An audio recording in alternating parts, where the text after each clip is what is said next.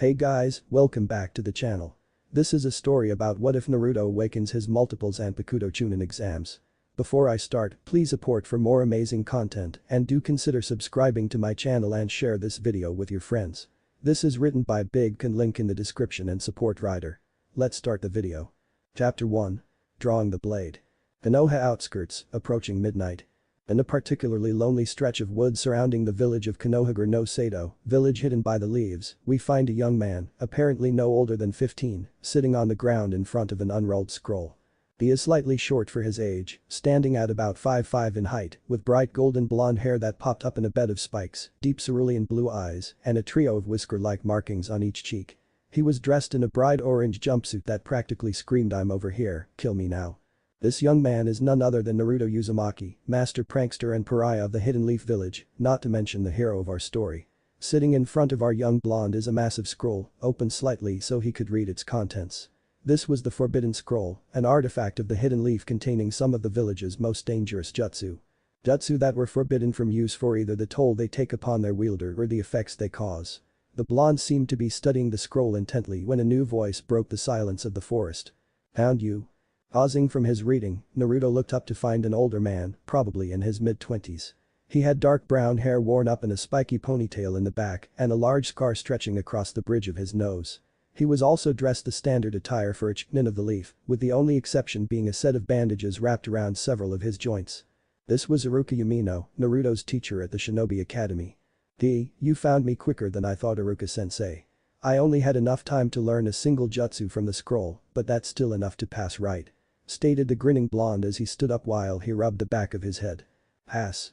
What are you talking about, Naruto?" asked a dark-haired instructor as he appraised his student, noting the sweat and other stains and scuffs covering the majority of the blonde's clothing, along with the heavy perspiration covering his forehead. "He's covered in sweat, he must have been training here the entire time," surmised Iruka as he studied his student's appearance. "Come on, Iruka-sensei, don't play dumb. I was told that if I was able to steal this scroll and learn a jutsu from it before I got caught, I'd automatically graduate," answered Naruto with a broad smirk across his features, evidently pleased with his accomplishments. "Is that it? Did someone trick Naruto into stealing the scroll for them?" questioned Iruka inwardly while he physically asked, "Who told you that?" "Mizuki-sensei," stated the blonde while he cocked his head to the side, looking slightly confused. Just then a slight whistling sound filled the air and Naruto found himself knocked sideways by a tackle from Iruka. Before the blonde could make his annoyance at the sudden attack known, he noticed the tree he was standing in front of mere seconds ago was now riddled with kunai and shuriken. He also saw that Iruka-sensei was covered in a number of cuts with several of the pointy weapons piercing his back and side. "Damn it, I missed," stated a snide voice from overhead. Looking up, Naruto saw another man the same age as Iruka with a face framed by long dull gray hair, the face of his second instructor Mizuki. Turning a now grinning face to Naruto, he said happily, "Congratulations, Naruto, you passed, now hand over the scroll." "Naruto, don't," shouted Iruka as he tried to rise up from his knees. "Mizuki tricked you. That scroll contains some of the village's most dangerous and forbidden jutsu. You can't let him take it." Mizuki scowled at Iruka for a moment before a twisted idea sprung up in his evil little mind. "Naruto," stated Mizuki kindly, "would you like to know a secret?" "What kind of secret?" asked a now thoroughly confused Naruto. What the hell was going on? "Mizuki, don't, it's forbidden," shouted Iruka, understanding what Mizuki was planning. "A secret behind why everyone hates and ignores you. The reason they insult, degrade, and belittle you at every turn. The reason you will never be accepted in this village," stated Mizuki with a twisted grin. Noting he had the blonde's complete attention, he began to secretly unsheath one of the giant shuriken from across his back, keeping the movement slow and hidden. "You remember the story about how the Kikbi no Imko, nine-tailed demon fox, attacked 15 years ago and was killed by the fourth?" Not even waiting for a response, Mizuki continued, "Well, that was a lie. The fourth couldn't kill the demon, so he imprisoned it inside a newborn infant." "Stop it," shouted Iruka. "That infant was you. You are the nine-tailed fox. Now die, demon brat," shouted Mizuki as he let his giant shuriken fly at the boy. Naruto didn't even notice the weapon flying straight at him. His mind was filled with thoughts of confusion and betrayal. "I'm the fox. That can't be. I'm me, aren't I? But that's why everyone hates me. What about Gramps and the Ichirokas and Iruka-sensei? Do they hate me as well? Were they just pretending to be kind to me? Maybe it would be better if I just died now," thought the devastated blonde as he closed his eyes and waited for the shuriken to come and end his life. Chuck. The sound metal piercing flesh echoed in the blonde's ears, but he felt no pain. Slowly opening his eyes, the blonde found Iruka standing in front of him, the shuriken piercing his back. Naruto couldn't understand it. Why? He croaked, tears filling those cerulean blue eyes. Why did you save me? Aren't I the fox, the demon that caused everyone so much pain? He cried out, the tears slowly starting to leak from his eyes. Iruka smiled down gently at his student and placed a shaky hand on the blonde's shoulder. You're wrong, Naruto, you aren't the demon fox. You are by far the strongest, most kind-hearted boy I have ever met. You train yourself with all your might, even if you make a mistake or screw up at times, but you never give up. You are just like I was.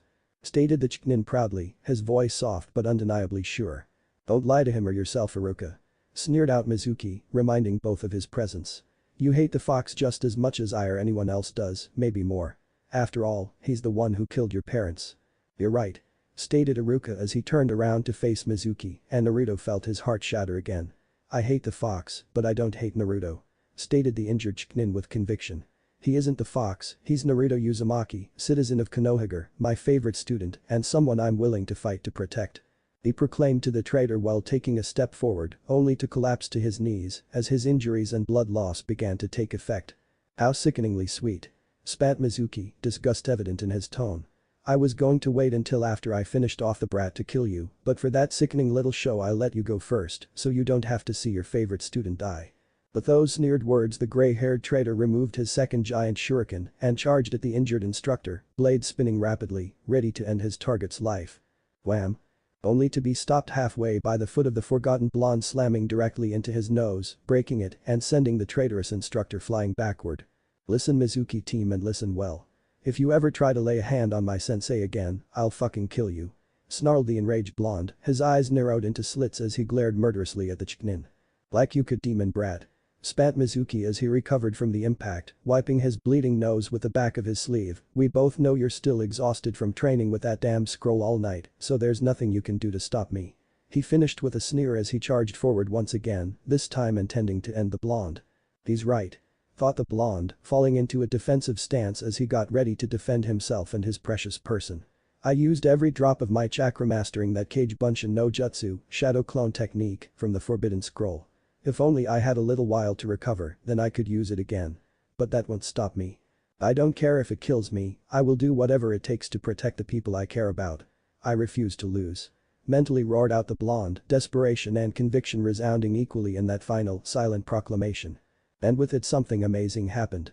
A nimbus of pure white light suddenly flared to life around the blonde, surrounding him in a blinding aura pure white. Mizuki instinctively stopped his advance and jumped back as the light filled the forest surrounding them.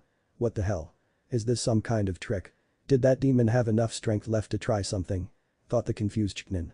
Iruka, who'd managed to push himself up against a nearby tree, simply stared at his student in awe. What is going on? He softly asked the world. Naruto was just as confused as the light flared around him.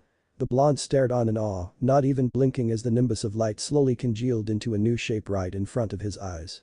In just a few seconds, and a second, smaller flare of light, the nimbus had changed. Floating just inches in front of the blonde's face was a katana with a jet black sheath and hilt and a golden handguard shaped like a spiral. As Naruto stared in awe at the blade floating just inches in front of his nose, he heard a soft voice echo in his mind. Time seemed to slow to a halt as the voice echoed in his mind, and the colors of the surrounding forest faded into shades of gray. Do you truly wish to be strong enough to protect them? Whispered the voice, sounding as if it was coming from a great distance away. Despite the softness of the sound, the voice itself was strong, firm, and undeniably feminine. Yes. Stated the blonde, slightly confused and unsure, wondering what the hell was happening. Even if it means sacrificing your own happiness? Asked the voice again, this time slightly louder and clearer, as if the speaker was drawing closer to him. Yes. Growled out the blonde, doubts flowing out of him as new energy seemed to surge through his veins. Even if it doing so puts your life, your very soul on the line? Asked the voice again, even louder and closer than before. Yes. Howled out the blonde, not a single doubt in his mind, body, or soul. Then draw the sword and call out to me. Stated the voice excitedly, now sounding as if the speaker was right behind him, whispering in his ear, as the blonde felt a presence momentarily appear behind his back. My name is. Naruto's hands instantly reached out, breaking whatever enchantment that had frozen the world around him, grabbing the hilt and scabbard of the katana in front of him in a single instant. Drawing the sword, he held it out, blade pointing in front of him, while shouting, "Sakebidasu, Benihim." Cry out, Crimson Princess. Instantly the katana was again enveloped in a bright light, only this time the light was a bright crimson red instead of a piercing white. After a brief moment the light began to fade away, dispersing like mist or smoke in the surrounding air, revealing the blade's new form. Resting in the blonde's hand was a sleek medium-sized sword. It had a crimson tassel dangling on the end of the hilt, which had a gentle decorative bend just before the end. Instead of a crossguard, a U-shaped decoration covered the first 3 or 4 inches of blade, and a red decorative string wrapped thrice around where the blade met hilt, with a 3-loop bow on one side and a folded paper decoration on the other. The metal handguard had a flower petal design right as it meets the string crossguard. The blade itself was straight and slim, though somewhat short, with a single edge along the bottom and a rounded top, and ended in a slanted razor-like edge, instead of tapering to a point. As he watched the blade transform in front of his eyes, Naruto felt knowledge fill his mind. Knowledge of his blade's new abilities and how to activate them. Knowledge of how to wield the weapon now resting in his hand. He also felt new energy filling him like he was drawing in chakra by the bucket load. As the knowledge settled in and the blade's transformation ended, he whispered a single word that best described the moment. Sugoi. Mizuki was no coward. Granted, he was a deceitful, conniving little snake of a man, but a coward he was not. Once he got over the shock of a weapon suddenly appearing out of thin air and transforming into an entirely new weapon right in front of his eyes, his trademark sneer came back. Whatever trick the brat was trying to pull, it wouldn't be enough to save him. Confidence restored, the traitorous Chunin snarled at the blonde. "I don't know what demonic tricks that little toy of yours has, fox brat, but I'm not going to get close enough to find out," proclaimed the traitor as he went through a set of hand signs. Kaiten. Enric, fire release. Stream of flames. Bellowed the Chunin as he breathed out a wide stream of flames at the injured instructor and the young blonde standing defensively in front of him. Naruto didn't even flinch as he stood in front of his teacher, lifting his sword to meet the oncoming rush of flames. "Chikasumi no Tate, Benihim. Crimson Mist Shield, Crimson Princess," proclaimed the blonde quietly. A thick stream of bright crimson mist-like energy suddenly bloomed outward from the tip of the blonde's new sword. The mists quickly gathered into a roughly hexagonal-shaped barrier that met the rushing fire attack with an audible slam. Mizuki stopped his attack after a minute and looked forward to seeing only the burnt remnants of both Iruka and Naruto. Granted, he'd probably just destroyed the scroll, but he could still claim that Naruto had killed Iruka and he'd been forced to kill the blonde in order to protect himself and try to reclaim the scroll. That would make him an instant hero of the leaf, maybe even finally get him promoted to Jounin and named as the next Hokage. Wouldn't that be a laugh and the perfect way to mock that damn brat from beyond the grave? His delusions of grandeur suddenly fell to pieces as the last smoking remnants of his attack cleared, showing Naruto and Iruka free of any harm, the crimson shield not even cracked, and leaving only a bit of scorched grass and a good amount of smoke lingering in the air as the only proof that the attack had ever occurred. Mizuki stood stunned at how easily his attack had been deflected. "I think I used too much chakra in the shield, Iruka-sensei," commented the blonde offhandedly, a smirk evident on his features. "It was way stronger than needed to block that puny attack. I guess I really need to work on my control," he added disappointedly before shrugging. "Anyway, now it's my turn to attack, so you better be ready, Mizuki team," he finished with a feral grin. Bringing his sword to the side, he shouted out, "Nake, Benihim Singh, Crimson Princess," while swinging his sword forward in a wide slash. Flowing from the tip as he swung, a long streamer of dark crimson energy gathered in front of him, forming an arch of red. The moment the swing ended, 3 points on the arch sprung forward, forming a trio of crimson spears that flew through the air directly at the traitorous Chunin, who jumped quickly in an attempt to dodge the oncoming attack. Mizuki was barely able to leap over the first 2 spears, but the third caught him in the lower half of his leg. The spear-like energy blast ripped through the side of Mizuki's left leg, nearly cutting halfway through the limb. The traitorous instructor's balance was destroyed from the sudden loss of one of strength in one of his legs, and he fell as his leg collapsed beneath him. Before he had time to recover, Naruto was almost on top of him, the tip of his sword pointed directly at Mizuki's chest. "Shibari, Benihim Binding, Crimson Princess." Suddenly a small stream of dark crimson energy sprang from the blade's tip and flew toward the Mizuki. As the band of crimson energy flew forward, it expanded, forming a wide interlocking net of crimson energy. The energy net slammed into Mizuki's chest and pushed the traitorous Chunin backward, slamming him hard into the side of a nearby tree before the net wrapped around the tree, binding the traitor to it. The impact from his skull hitting the tree also knocked Mizuki into unconsciousness. Naruto slowly walked back toward Iruka, who was now sitting, staring in wide-eyed surprise as he watched his student take out a full-grown Chunin. As the young Chunin instructor watched, Naruto picked up the jet black sheath, which he'd dropped after unsheathing his sword, from the ground and slowly sheathed his new sword. As the blade's tip touched the opening of the sheath, a small glow of crimson energy seemed to come off the blade before it reverted back to its plain black katana form. Staring at his new blade for a moment, Naruto could only shake his head and let out a low whistle as he sheathed the weapon. Looking over to Iruka, he grinned at the older man before holding the sheathed weapon in front of him by the sheath and proclaiming happily, 3 words Iruka-sensei. Best sword ever. Iruka could only chuckle at his student's never-ending enthusiasm before he motioned for Naruto to come closer. When Naruto had come close enough and leaned down to face his teacher, he said, "Close your eyes, Naruto." Doing as instructed, the blonde closed his eyes. After a few moments he heard Iruka say, "Okay Naruto, you can open your eyes now." Opening his eyes to look at his teacher, Naruto instantly noticed that his headband was gone. Placing a hand on his forehead, Naruto felt the cool feeling of the steel part of the hit I ate resting against his forehead. "Congratulations Naruto," Iruka stated happily, "you graduate. To celebrate I'll take you out for ramen, well after I get patched up in the hospital anyway," he finished with a laugh. Naruto stood stock still for a few moments in shock before he jumped up and shouted in joy before tackling Iruka, much to the older Chunin's pain and discomfort. Inside the Hokage's office. The third Hokage stood in front of his viewing glass, a small wistful smile etched on his aged features. After witnessing Naruto summon his Zanpakuto men defeat the traitor Mizuki in single combat, he couldn't argue with Iruka's decision to promote the boy.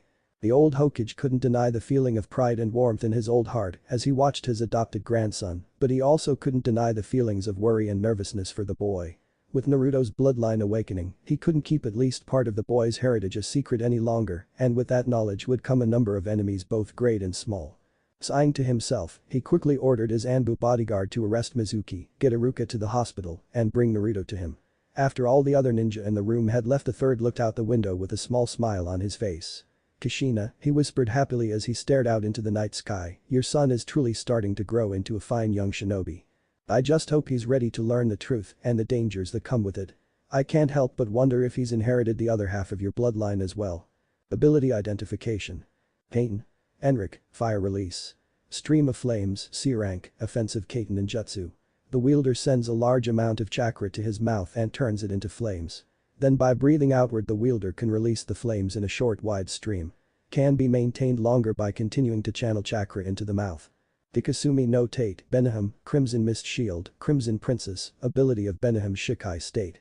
Creates a hexagonal shield of crimson energy in front of the wielder, emanating from the sword's tip, whose size and strength depends on the user's will and chakra expenditure. Nake, Beniham, Sing, Crimson Princess, ability of Beniham Shikai State. By slashing with Beniham, the wielder can create a number of spear-like energy constructs that are then launched at the enemy with incredible speed and power. The exact size, shape, number and intensity of the spears are entirely dependent on the wielder's influence and chakra expenditure. Shibari, Beniham, Binding, Crimson Princess, one of Beniham's special abilities. By condensing the energy that Beniham produces for its attacks, the wielder is able to create an extremely powerful energy net that emanates from its tip. This net can be controlled and directed by the wielder to bind or restrict an opponent's movements. Exact size of the net depends on the amount of energy used to create it. Chapter 2. Tempering the Soul. A short time later. Naruto was in the Hokage's office, sitting in front of the old man's desk, sword resting in his lap and his face running a gambit of emotions. On the other side of the desk, the Hokage sat in silence as well, his hands folded in front of his face and his mind abuzz with worries. The old man had hoped that this day wouldn't come, at least not so soon, not until the boy was older and more capable of defending himself and dealing with the truth, but there was nothing he could do about that now. The boy had awakened his mother's bloodline, and now there was nothing that could stop it. The old man briefly thought about attempting to seal the boy's newly awakened bloodline, but quickly banished those thoughts. First, he doubted there was even a way to effectively seal off the blonde's bloodline, considering how heavily linked it was to both the sword now resting in the young man's lap and Naruto's own body and chakra network.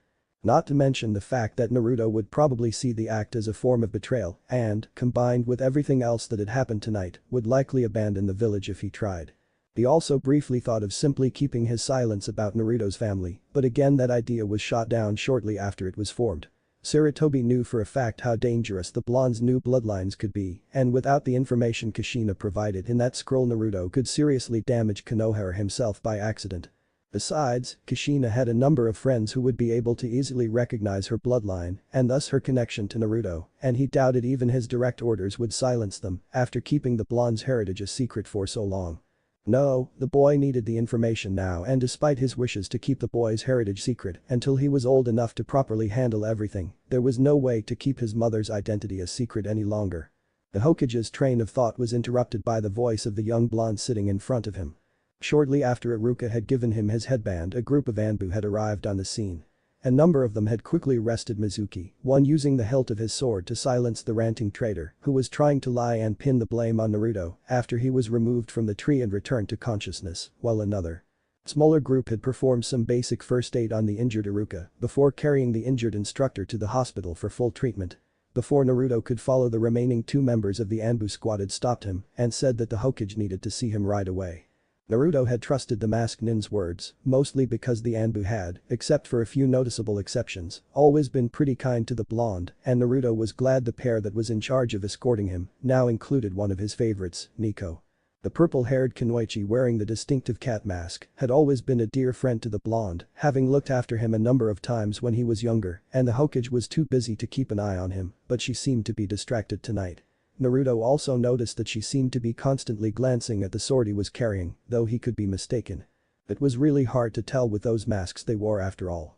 Now the blonde was sitting in front of the man he'd viewed as a grandfather for most of his life, and the man who had also been lying to him for most of his life as well. The young blonde's mind was a chaotic storm of emotions as he sat there staring at the old man who seemed to be lost in thought as well. As the blonde sat there, his mind ran back to the countless times he'd come running into this very office as a child, crying to the elderly Cage after someone had said or did something especially cruel to him. How he'd always ask the older man why nearly all the grown-ups in the village hated him, and how the old Cage would never give him a straight answer. After a time, the blonde had simply stopped asking, always assuming that the old Cage didn't know, but now the truth was out and he wasn't happy about it. As his thoughts continued to swirl, the blonde felt anger begin to boil in his chest. The old man had lied to him all his life and now wasn't even bothering to apologize for it. Finally, anger and betrayal overriding his other emotions, the blonde decided to break the silence that seemed to eclipse the room. "So Hokage Jiji," the blonde practically hissed out the formerly warm suffix, causing the old fire shadow to flinch slightly, "were you ever going to tell me about my little tenant?" The old man let out a heavy breath before turning his full attention to Naruto and beginning to speak. "Naruto," he said slowly, taking his time to ensure his voice was as calm and placating as it could be. "I know you're upset right now," but his speech was interrupted by the younger boy standing up and slamming one of his hands down on the table while the other held his new sword so tightly that his knuckles were turning white. "Upset? Upset? You're damned right I'm upset. You've known all along why nearly everyone in this village hated me and you never bothered to tell me," shouted the enraged blonde, practically leaping out of his chair to glare at the old man sitting behind the desk. "Didn't you think I had the right to know? Didn't you think I deserved a reason for all the shit I had to endure from this village?" Snarled the blonde, tears forming in his eyes as betrayal began to overwhelm rage. "Naruto, please calm down," pleaded the elderly Cage, holding up his hands to the younger man. "I didn't tell you because you weren't ready to learn the truth yet. I thought it would have been too dangerous," Sarutobi explained, trying to placate the blonde. "Too dangerous? What the hell would have been dangerous about me knowing why I was treated like shit by the majority of the bastards in this village?" Snarled the blonde in response, neither calmed nor the least bit placated by the answer. "I wanted you to have a normal childhood," Sarutobi answered. "That's the reason I made it a law forbidding anyone from mentioning your relationship with the fox under penalty of death." "A normal childhood?" growled the blonde sarcastically, acid practically dripping off his voice as he slammed a fist into the desk in front of him as he barked out a short sarcastic laugh. "Ha. That's rich. Tell me, old man, is it normal for a kid to be constantly glared at and insulted for no reason? Is it normal to have nearly every shop in town overcharge or outright deny selling to you? Is it normal for parents to tell their children to avoid you for no reason? Does any of that sound like your idea of normal?" finished the blonde with an audible snarl. The Hokage visibly deflated at that little statement and a pained look entered his old eyes. "I know, Naruto," stated the old man, letting his head drop. "I know I've failed you in nearly every way possible, but please believe me when I say that everything I did to try and help you," finished the old Cage. Naruto was more than a little shocked at the way the old man was acting. Normally the old man was as strong and durable as an oak, but now the man seemed to be on the verge of tears himself. Hell, the man's last sentence sounded more like he was begging than anything. Here was Hiruzen Sarutobi, one of the greatest shinobi in the Leaf Village's history, nearly in tears over what had happened. It sort of made the blonde feel a bit guilty. He knew the old man was wrong for keeping everything a secret from him for so long, but a part of him also realized the old man was only doing what he thought was best, even if it all went disastrously wrong. Taking a few long deep breaths, the blonde sat back down. "I believe you, Hokage Jiji," stated the blonde calmly, "but it's going to take me a while before I can forgive you for this and a lot longer before I can trust you like I did before." Finished the blonde coldly, not meeting the older man's eye. Sarutobi merely nodded his head. "I understand, Naruto, and I'll do anything in my power to try and earn back your trust," stated the old man resolutely. Deciding that it was now or never, the Hokage reached into a drawer and pulled out a scroll. "Naruto, I was instructed to give you this scroll when you awakened your bloodline." "Bloodline?" questioned the blonde as he took the offered scroll. Sarutobi nodded and indicated the sword that was still in Naruto's hand. "That sword you're carrying is a physical manifestation of your chakra, a part of the bloodline you've inherited." Noticing the blonde was about to speak up again, the elder Sarutobi raised a hand and stated, "Please, just read the scroll before you ask me any more questions. If there's anything you want to know after you've finished reading, just ask me. I'll answer to the best of my abilities." Naruto gave the man a brief look before nodding his head. The blonde set his sword down against the side of his chair before attempting to open the scroll. After struggling for a few moments, the blonde noticed a seal near the exact center of the scroll, where it was supposed to start unrolling from. The blonde briefly turned his attention to the Hokage while indicating the small dark red marking. "What's this seal for?" asked the blonde curiously. The old Kage leaned forward and studied the seal before answering. "That's called a blood seal, Naruto. It's a type of seal that can only be released when a bit of the proper blood is smeared across it." "Proper blood?" questioned the blonde. "Depending on the type of seal, it could be the blood of a specific person, a specific family line, a specific clan, or simply human or some kind of animal blood. Simply cut or bite your finger and then smear the blood across the seal. That should release it and allow you to access the scroll's contents." Nodding his head again, the blonde bit his thumb hard enough to draw blood. It was pretty easy considering the blonde's pronounced canines, one of several of his physical characteristics he was now attributing to being the container for the fox. After swiping the blood that had formed on the already healed digit across the seal, the blonde watched as the blonde seemed to be absorbed into the seal before it dissolved into a small amount of fine red powder that fell to the floor while the scroll seemed to unlock and began to unfold itself in the blonde's hands. Taking a deep breath as he unrolled more of the scroll, the blonde began to read. "To my little Maelstrom. I guess the first thing I should do is introduce myself. To most of the Leaf Village I am known as Kushina Uzumaki, also known as the Benicio, Crimson Tide, but to you I'd like to be remembered by a different title, Kasan. That's right, my Sachi, I'm your mother. I don't have a lot of time, I can feel my life slipping away as I write this, but there are things I have to tell you, things you need to know. I can hear the Kikbi approaching, even as I feel my own life's blood slowly leak away from, and I prepare for what will certainly be my death. If you're reading this letter, then that means you've either obtained the rank of Chunin or have awakened our bloodline. I'm pretty sure it's going to be the later, let's just call it mother's intuition. Now if you're anything like me, then you're pretty pissed at the old monkey for keeping who I am a secret from you for so long, but please don't be. I asked Sarutobi to keep it a secret until either of those conditions were met. The reasons for that are a bit complicated, but the truth of the matter is I made a lot of enemies throughout my life, some for my actions as Kunoichi and others for simply being who I am. I know that a great deal of them wouldn't think twice about attacking my son to either get some petty vengeance against me in the afterlife or to see our bloodline wiped out or brought under their control. Either way, if anyone found out about your heritage before you were capable of defending yourself, your life would be in a constant state of danger, something I could never allow to happen, especially without me there to protect you. The same fact goes for your father, so please don't try to find out anything about who he is from the old monkey. You'll get a scroll from him when you reach Chunin rank if you haven't already. Just remember, my little Maelstrom, your father and I loved you more than anything, even before you were born. When your father found out he was going to be a dad, he was literally bouncing off the walls in joy.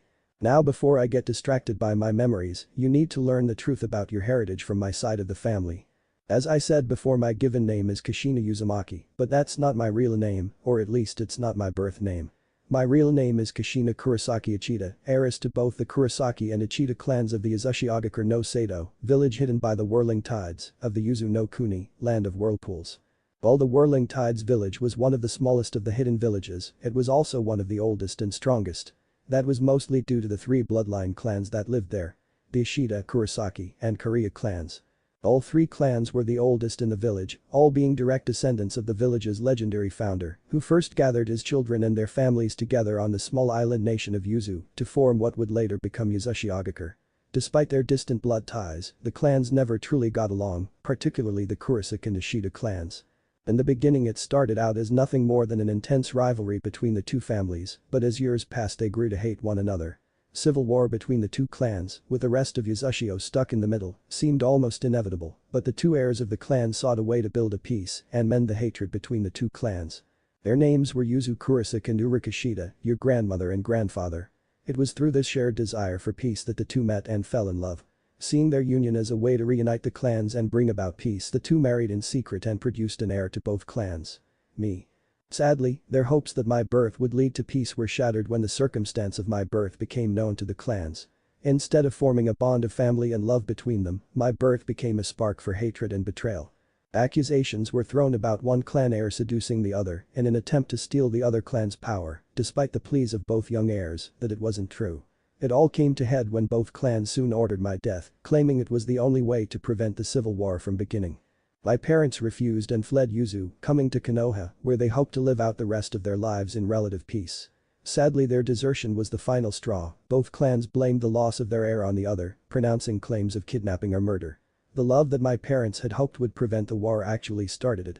The civil war raged for many years until both clans were nearly wiped out. Seeing an opportunity for conquest in the destruction of one of their oldest enemies, a combined shinobi force from Iwa, Kiri, and several other villages launched an attack on Whirlpool. Destroying the majority of what remained and angering our former home's allies and starting what was known as the Third Great Shinobi War. While all this occurred, my parents raised me in Konoha, keeping our identities a secret from all save the current Hokage, Sarutobi. The old monkey, who was old but not as old at the time, took pity on our family and offered us sanctuary in the village. My parents accepted and took the name Uzumaki in honor of our lost homeland. The rest, as they say, is history. I grew up and awakened both my family's bloodlines, much to the surprise of my parents. They guessed that since both of their clans shared a common ancestor and their bloodlines carried a common root, they were able to safely recombine in my body. I became a strong Kunoichi of the Leaf, met and married your father, and lived a relatively happy life. I'm afraid your grandparents died near the end of the war, fighting to defend their new home with all their might. The happiest day of my life was the day I found out I was pregnant with you. I dreamed of raising you and teaching you after you awakened our bloodline. Sadly, like my parents, my dreams were not meant to come true. On the night of your birth, the Kikbi no Imko attacked our village and you were chosen to be its container. Don't hate the Yondaime for picking you, Naruto. He had no other choice if he was going to save our village, and I know forcing the fate of a Jinchuriki on you hurt him in unimaginable ways. The Yondaime had faith in the village, hoping that they'd see you as a hero for helping him stop the fox, but I've always been a more pragmatic person, and I doubt it'll turn out the way he wished it, but no matter what, I want you to stay strong. You are the last full-blooded heir to both the Kurosaki and Ishida clans, two of the strongest and oldest clans to walk the world. Stay strong for me, for your ancestors, and, most importantly, for yourself, and remember that I will always love you and watch over you. Your loving Kasan, Kushina Kurosaki Ishida. P.S. Attached to the bottom of this scroll are 4 more seals. These are a special combination of blood and storage seals that your father designed. The man may have been a bit of a dope at times, but he knew his seals. Just swipe some of your blood across one and it'll release the items stored inside.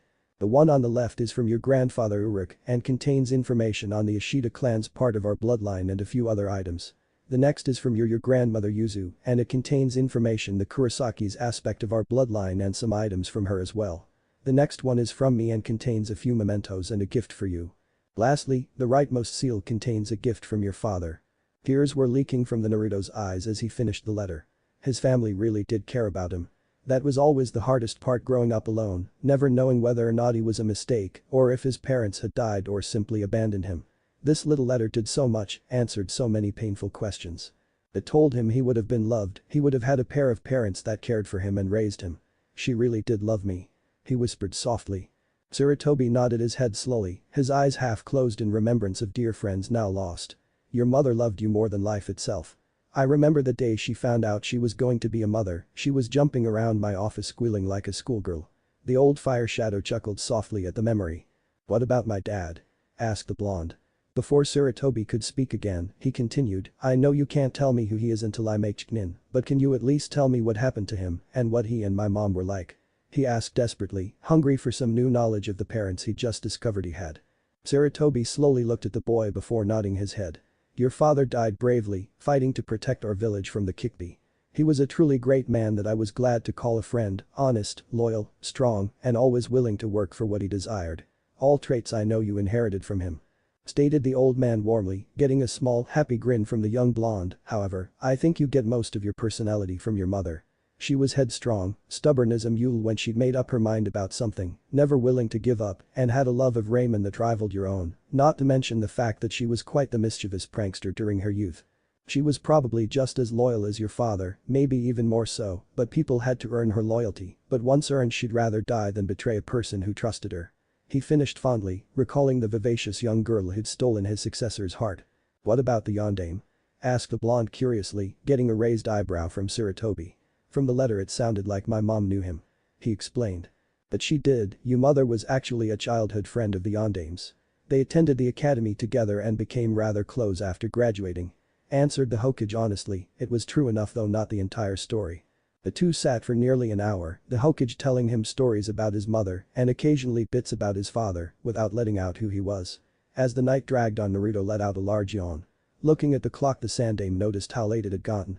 Well, I think it's about time for you to head home. Before you leave, I have another gift for you. Reaching down the old cage, pulled out a small set of keys and a map. These are the keys and a map to your mother's family house. It's not extremely large, but I think you like it. I've had people keep it clean and in good repair since your mother died, and it's still furnished. Thanks, old man. Stated Naruto warmly. He hadn't completely forgiven the old cage yet, but he appreciated the gesture all the same. I just wish I had more time before team assignment so I could study the scrolls and stuff mom left me explaining about my new abilities. He added as an afterthought as he stood and stretched, working out the kinks from sitting in a chair for over an hour. An idea suddenly hit the elder Sarutobi. Well, Naruto, you may just get that wish. He stated with a slight smirk. When the blonde raised an eyebrow in question, the old Hokage continued, given Iruka's injuries, we'll have to delay team placement for a bit. There's also the fact that, with your graduation, we'll have to rearrange the teams we'd already decided on. Then there's the matter of Mizuki's betrayal. Given the animosity he showed you, I wouldn't be surprised if he had some hand in you failing the exam. Given the circumstances, we'll have to launch a full investigation into his time as a teacher at the academy, which could take a while to complete. All that combined with the work and preparations associated with the upcoming Chunin exams in Suna means we'll have to delay team placements for quite a while. How long, old man? Asked a slightly excited blonde. He knew that this was just another way for the old man to try and make things up to him, and if he kept it up, he'd earn the blonde's forgiveness pretty soon. About 3 months would be my best guess. Answered the old cage.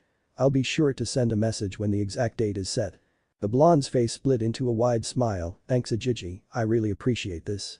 He said warmly. It's the least I can do, Naruto. Responded the Sandaime with a warm grin. As the blonde turned to leave, he spoke up again.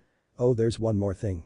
Given the fact that you've awakened your mother's Kekai Genkai, I'll have to make an announcement to the council. When that happens, I'll need you to be in attendance for a few other announcements. It'll probably happen in the next week or so. I'll send someone to get you when the time comes. The blonde nodded his head and left the office, nose buried in the map that would lead him to his new home. As the blonde left, the Hokage let out a tired sigh. At least I'm halfway done. Now I have to deal with the truly dangerous part. Thought the elderly Hokage as he pressed a button on his intercom and stated, please send in Nico now. A few moments later, the purple-haired Kunoichi entered the office. You sent for me, Hokage-sama? Asked the Anbu in a calm voice. Yes, I did, but please remove your mask, Ikao. The information and task I have for you is a personal one. Stated the old Hokage seriously. Nodding her head, the young woman removed her mask to reveal a young woman with a beautiful face with sharp features and narrow green eyes. What is this about, Hokage-sama? Taking in a deep breath and preparing for what was to come, the elderly Sarutobi spoke again. Kushina's son is alive. He stated calmly. This brought an immediate reaction to the young Kunoichi. Her eyes widened in shock before quickly narrowing in anger. You lied to us. Growled out the woman. You told us he died in the Kikbi attack. Why? Finished the woman in a snarl. The Sandaime answered slowly, to keep the boy safe. You know how many people wanted Kushina's head, or her bloodline for that matter. He stated calmly, hoping to keep the woman's temper in check and not add any fuel to the fire. We could have protected him. Hayate and I would have adopted him in a heartbeat and protected him from anyone stupid enough to try anything. It was the least we could have done for our sensei's son. Growled out the woman as glared at the old cage. I know it, Gao, but could the two of you have watched him every moment of every day? You know how ruthless the types of enemies Kushina made, both inside and outside the village, could be. Answered the Hokage, his voice never losing its calm tone. We still had the right to know. Returned the woman, though her voice had lost some of its heat before the Hokage's logic. Who is he? She asked quietly, before a look of realization struck her. It's Naruto, isn't it? He's Sensei's son. Yes. Answered Saratobi before raising an eyebrow and asking, how did you know? The sword he was carrying. It looked just like Kushina's and it gave off the same unusual aura. Answered the woman before sighing and slumping into the chair Naruto had just vacated. To be honest, Hokage-sama, I always suspected the boy was actually Kushina's. He acted so much like her and I didn't really buy the bit about you giving him that name to honor her and her son's memory. Stated the now exhausted Anbu. You always were an incredibly smart girl, Gao, and I know that Kushina would be proud of what you've accomplished. Stated the old Cage fondly with a slight nod of his head. Now I've got a new mission for you, but bear in mind it'll require you to leave Anbu for some time and go back to being a regular jounin. What's the mission, Hokage-sama? Asked a now curious Gao. I'd like you to volunteer to act as Naruto's team sensei. Stated a grinning Hokage. Either you or Jack would be the best choice since you know more about Kushina's bloodline than any other active jounin, and since it's only a Takebetsu jounin, you're the one best qualified for the job. If you do choose to accept, I'm quite certain I can make it happen unless one of the other jounin has some spectacular trick up their sleeves. The large smile split Ikkao's face as she stood back up and saluted. I would be honored to accept this mission, Hokage-sama. Stated the smiling Kunoichi. Excellent, now here are the files for the rest of the graduating class. You'll need to select your other two genin carefully and have a good argument for them since I can't show any favorites in the final decision. I hope you'll be able to create a good team with our young Naruto. There will be another jounin meeting in a few weeks to finalize the new formations. Instructed the old Cage as he handed her a small stack of files. Chapter 3. Stringing the Bow. Late at night, Eastern Residential District, Konoha. Naruto had arrived at the Uzumaki household. Standing outside, the young blonde couldn't help but stare. The building wasn't that impressive, a bit big yeah, but nothing extraordinary. It was a large two-story manor building, designed in a traditional style with a slightly slanted tile roof and large front and backyards, fenced in by a wood panel fence. It looked like it was probably built for a large or extended family to live in together. It was no mansion, but from looks alone, it could probably house over a dozen people comfortably. It was located in a small neighborhood in the eastern side of the village, within walking distance of the Hokage's tower and the village's main square. All in all, it seemed to be nothing more than a standard family or clan home. However, it wasn't the house itself that had caused the blonde to stop and stare, but what it represented. This was the house he would have been raised in, the place he would have called home. Finding out he'd had a family that loved him in a letter was one thing, but seeing something that actually proved and represented it was something else entirely. Taking a few deep breaths to ease his racing heart, the blonde walked toward the fence's gate. Looking at the small map the Hokage had given him and the small note on the back that indicated the house's defenses, the blonde began to search for the small seal that was supposed to be on the gate. From what the note had said, all he needed to do was place a small bit of his blood on the seal when he first entered and the house's seal matrix would allow him entry. He'd have to apply more blood to the matrix's main identification seal if he didn't want to have to prick his finger every time he wanted to enter the grounds, but that would come after he'd actually entered the house. After a few moments of searching, Naruto finally found the seal he needed. It was slightly hidden under the doorbell at the main gate, hidden out of normal sight, but easy enough to find if someone, particularly someone with shinobi training, looking for it knew it was there. Biting his thumb again, the blonde swiped a small amount of blood across the seal. A moment later, the entire gate glowed with a dull white light, signifying the security seals had deactivated. Taking in another deep breath, the blonde slowly pushed open the wooden doors of the gate before slowly walking up the path across the lawn to the front door. Removing the key the Hokage had given him, the blonde slowly unlocked the door and stepped inside to start exploring his new home. The first story of the house had most of the amenities, a kitchen, a dining room, a pair of bathrooms, couple sitting rooms, a large bath, and even a small library, while the second floor had over a dozen bedrooms and a couple more bathrooms. It was the main sitting room, however, that caught the young blonde's attention, or rather what was inside it. Sitting across the mantel on the side of the room was a large set of pictures. Naruto slowly approached the largest one in the center. Resting in the frame was a picture of three people standing in front of this very house. On the right stood a man dressed in a form-fitting white tunic and a set of white pants, both marked with blue stripes running throughout them, forming cross designs and blue along the fringes. Across the man's shoulders was a short white mantle also bearing the blue cross designs. On his right wrist was a silver cross-shaped pendant linked to a silver chain of some kind. He was a lean man, about average in height, with deep raven black hair and piercing, cerulean blue eyes covered by a pair of box-rimmed glasses. Everything about the man, from his strong posture to the very aura that seemed to surround him, spoke of a sense of authority and discipline. On the opposite side stood a young woman with light brown hair that hung in front of her soft dark brown eyes. She was slightly shorter than average and dressed in a loose black set of hakama shirt and pants, with the jet black sheathed form of a katana resting easily in her solid white obi. While the man's appearance spoke of strict discipline, the woman seemed to generate an aura of kindness and warmth. Standing in between the two was a tall girl of about 15 years, with bright red hair and the same dark brown eyes of the older woman. She was dressed in what Naruto could only describe as a combination of the two adults' clothing. She wore black hakama pants with a pair of blue stripes going down both legs and meeting a broader blue line that circled the knee to form a pair of cross-like symbols on each leg. She also wore a loose black jacket with long flowing sleeves and the same blue lines forming a cross pattern at her elbows. Underneath the jacket was a form-fitting white tunic shirt that had a large 8-sided cross design across the chest in the same blue lines. Atop the girl's head was a small bucket hat colored in alternating strands of black and blue. Lastly, resting against her hip in a deep blue obi, was the sheathed form of a jet black katana, and on her right wrist was a cross similar to the older man's.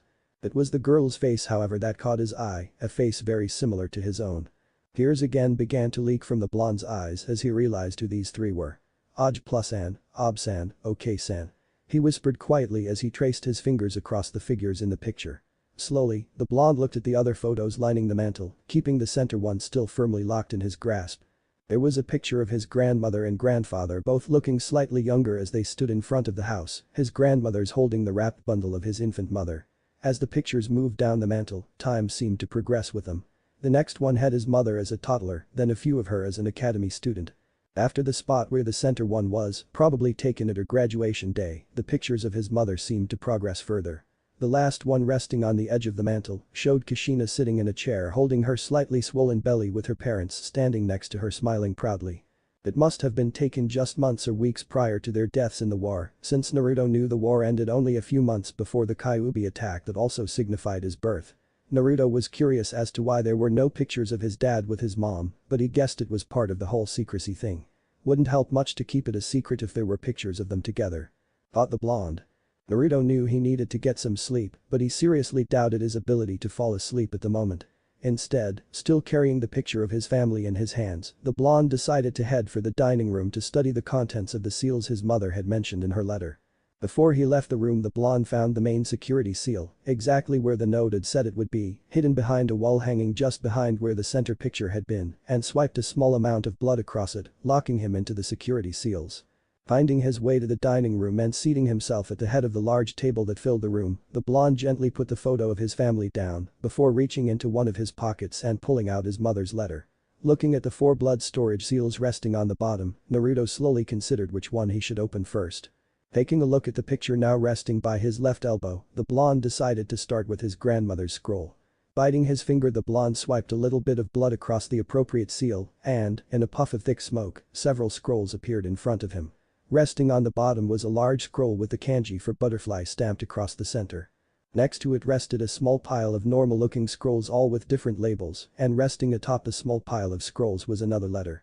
Deciding that it would be best to read the letter before his curiosity got the better of him, the blonde, my little Mago, grandchild. My name is Yuzu Kurosaki, former second seat of the 4th Division of the Sirite, Court of Pure Souls, Jounin of Yuzushi Agakure and Kanahagakure, and your grandmother. If you're reading this then I guess I'm no longer among the living. I'm afraid that's how it goes sometimes.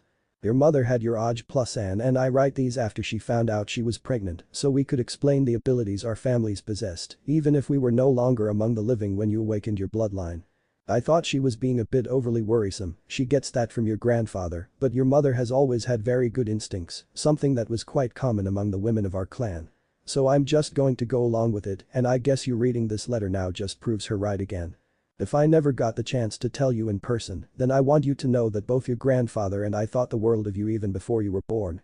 Finding out he was going to be a grandfather was one of the few times I actually got to see a smile cross the lips of that emo of a man I call my husband. He always was a bit of detached, but that's one of the reasons I love him. Anyway, before I get a bit too distracted by my memories, I think I should start explaining our family's bloodline. The Kurosaki clan's bloodline, the Zanpakuto, soul-cutting sword bloodline, has earned us several names as time has rolled by.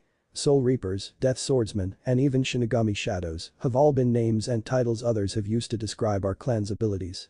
My personal favorite was always Soul Reaper, it just sounds so cool. Our family's Kekkei Genkai has 3 main abilities.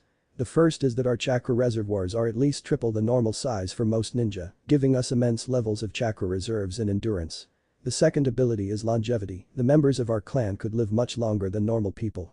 That combined with the fact that both the Ichida and Korea clans shared this ability led to our village being called the Village of Longevity by some. The third aspect of our bloodline is the one that our clan is best known for, our ability to manifest our Zanpakuto, the soul-cutting swords that we wield in battle. In a moment of crisis, our chakra naturally reinforces itself and solidifies into a solid form, a sword, our Zanpakuto. When it comes to our Zanpakuto, there are several things you need to know. First, each blade has a spirit, a soul. You should also know that each sword can have multiple souls, the most ever recorded being 9. By speaking a special command and calling out the sword's name, we cause a release that alters the blade and gives it amazing abilities. There are 2 levels to this release. The first is called Shikai, the initial release of the Zanpakuto's power. This form is activated as soon as the spirit within the blade acknowledges the wielder by granting him or her their name, and they are strong enough to hear the name in return. The second level is known as Bankai, or the final release. Unlike Shikai, to release Bankai requires a great deal of effort and training, a ninja usually has to reach Chunin or even Jounin level before they're capable of unleashing the second state for even one of their Zanpakuto. The powers and abilities of the Zanpakuto Shikai and Bankai are related to the sword soul. In the history of the Kurasa clan, there have been hundreds of different Zanpakuto souls recorded, some repeating through generations at random, some being passed down family lines, and others being born only to a single individual. When neither of these levels are released, the sword is in what is called the sealed state. In this form the blade has a couple of unique abilities as well. First, you can alter the sword's shape and size between that of a ten, a wakizashi, a katana, or an adachi by channeling chakra through the blade and mentally picturing the desired state. It is also stronger and sturdier than any normal blade and can even be used to channel your chakra. Second, the sword regenerates over time, even if it is shattered into 1,000 pieces, the sword will eventually regenerate and return to normal given enough time. Third, since our Zanpakuto are parts of our soul we can wield them on a nearly instinctive level, making our clan natural swordsmen. This is just as true with our Shikai or Bankai states, allowing us to wield their powers naturally as soon as we obtain them. However, it still requires massive amounts of training to fully master our blades, both in their sealed and released states. The Kurasa clan even developed our own style of Kenjutsu specifically designed for wielding our Zanpakuto, but I'll explain that later. Finally, if anyone other than the sword's owner tries to wield our Zanpakuto, they'll be in for a rather nasty shock. Trust me, you'll want to see it when it happens if you've inherited anything from me. Our bloodline isn't the only thing I'm making sure you inherit from me. In the small stack of scrolls that are stored with this letter is our clan's fighting techniques called Zankinsoki. Zankinsoki is divided into 4 key aspects, each represented by part of the name. Zan represents our clan's sword fighting techniques. It is referring to our family's Kenjutsu style named Zanjutsu, cutting techniques. It is a style that is entirely focused on mastering the use of our Zanpakuto. It is a fearsome style that takes advantage of both our clan's increased endurance and our sword's natural abilities. There are several techniques and sub-styles that focus on using the sword's ability to change size and shape while in combat. It also gives basic instructions on how to integrate the different Shikai and Bankai abilities into normal combat. In actual combat it combines our natural endurance with extreme speed and strength to create a truly dangerous combat style. N refers to hand-to-hand combat or Taijutsu. While not as often used by members of our clan who have awakened their Kekkei Genkai and gained their Zanpakuto, our clan still instills a healthy study of Taijutsu to make sure that we can fight even without our swords. Our clan style is called Hakuta, white strikes, and it is a combination of several different Taijutsu styles. It includes grapples, punches, kicks, elbow and knee strikes, dodges, blocks, and dozens of other offensive and defensive techniques. Hakuta is designed to be adaptable, enabling a wielder to be able to alter his style and confront any type of combat situation they find themselves in. So refers to movement techniques. Our clan developed a special school of techniques we call home step method that allows us to focus our chakra into our legs and feet in order to solidify the air beneath us and allow us to gain traction on thin air and stop ourselves from falling. The key technique to home is called Shunpo flash step, which rapidly accelerates the body's movement, allowing us to travel faster than the eye can follow, similar to the Shunshin no Jutsu, body flicker technique, most ninja use.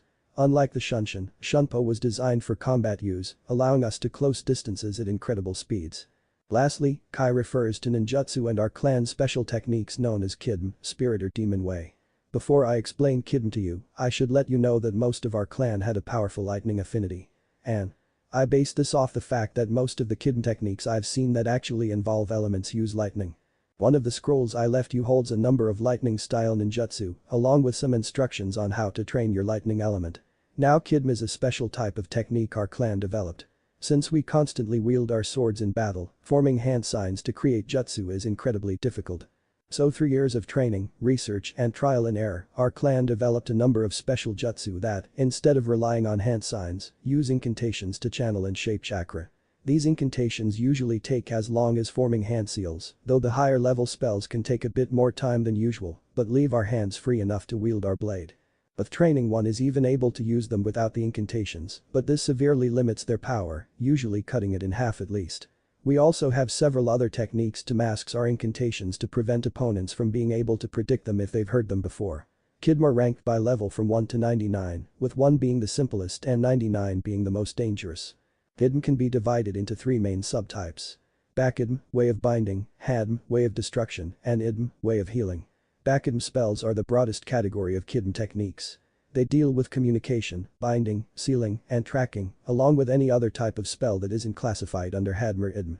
Hadm spells are attack spells, spells designed to deal damage to objects or harm our foes. They mostly either attack using lightning, due to our clan's affinity, or using chakra directly, though there are a few that use the other elements as well. The last type of Kidm is Idm, which are healing spells. Unlike Bakidm and Hadm, Idm is not separated into levels or different spells.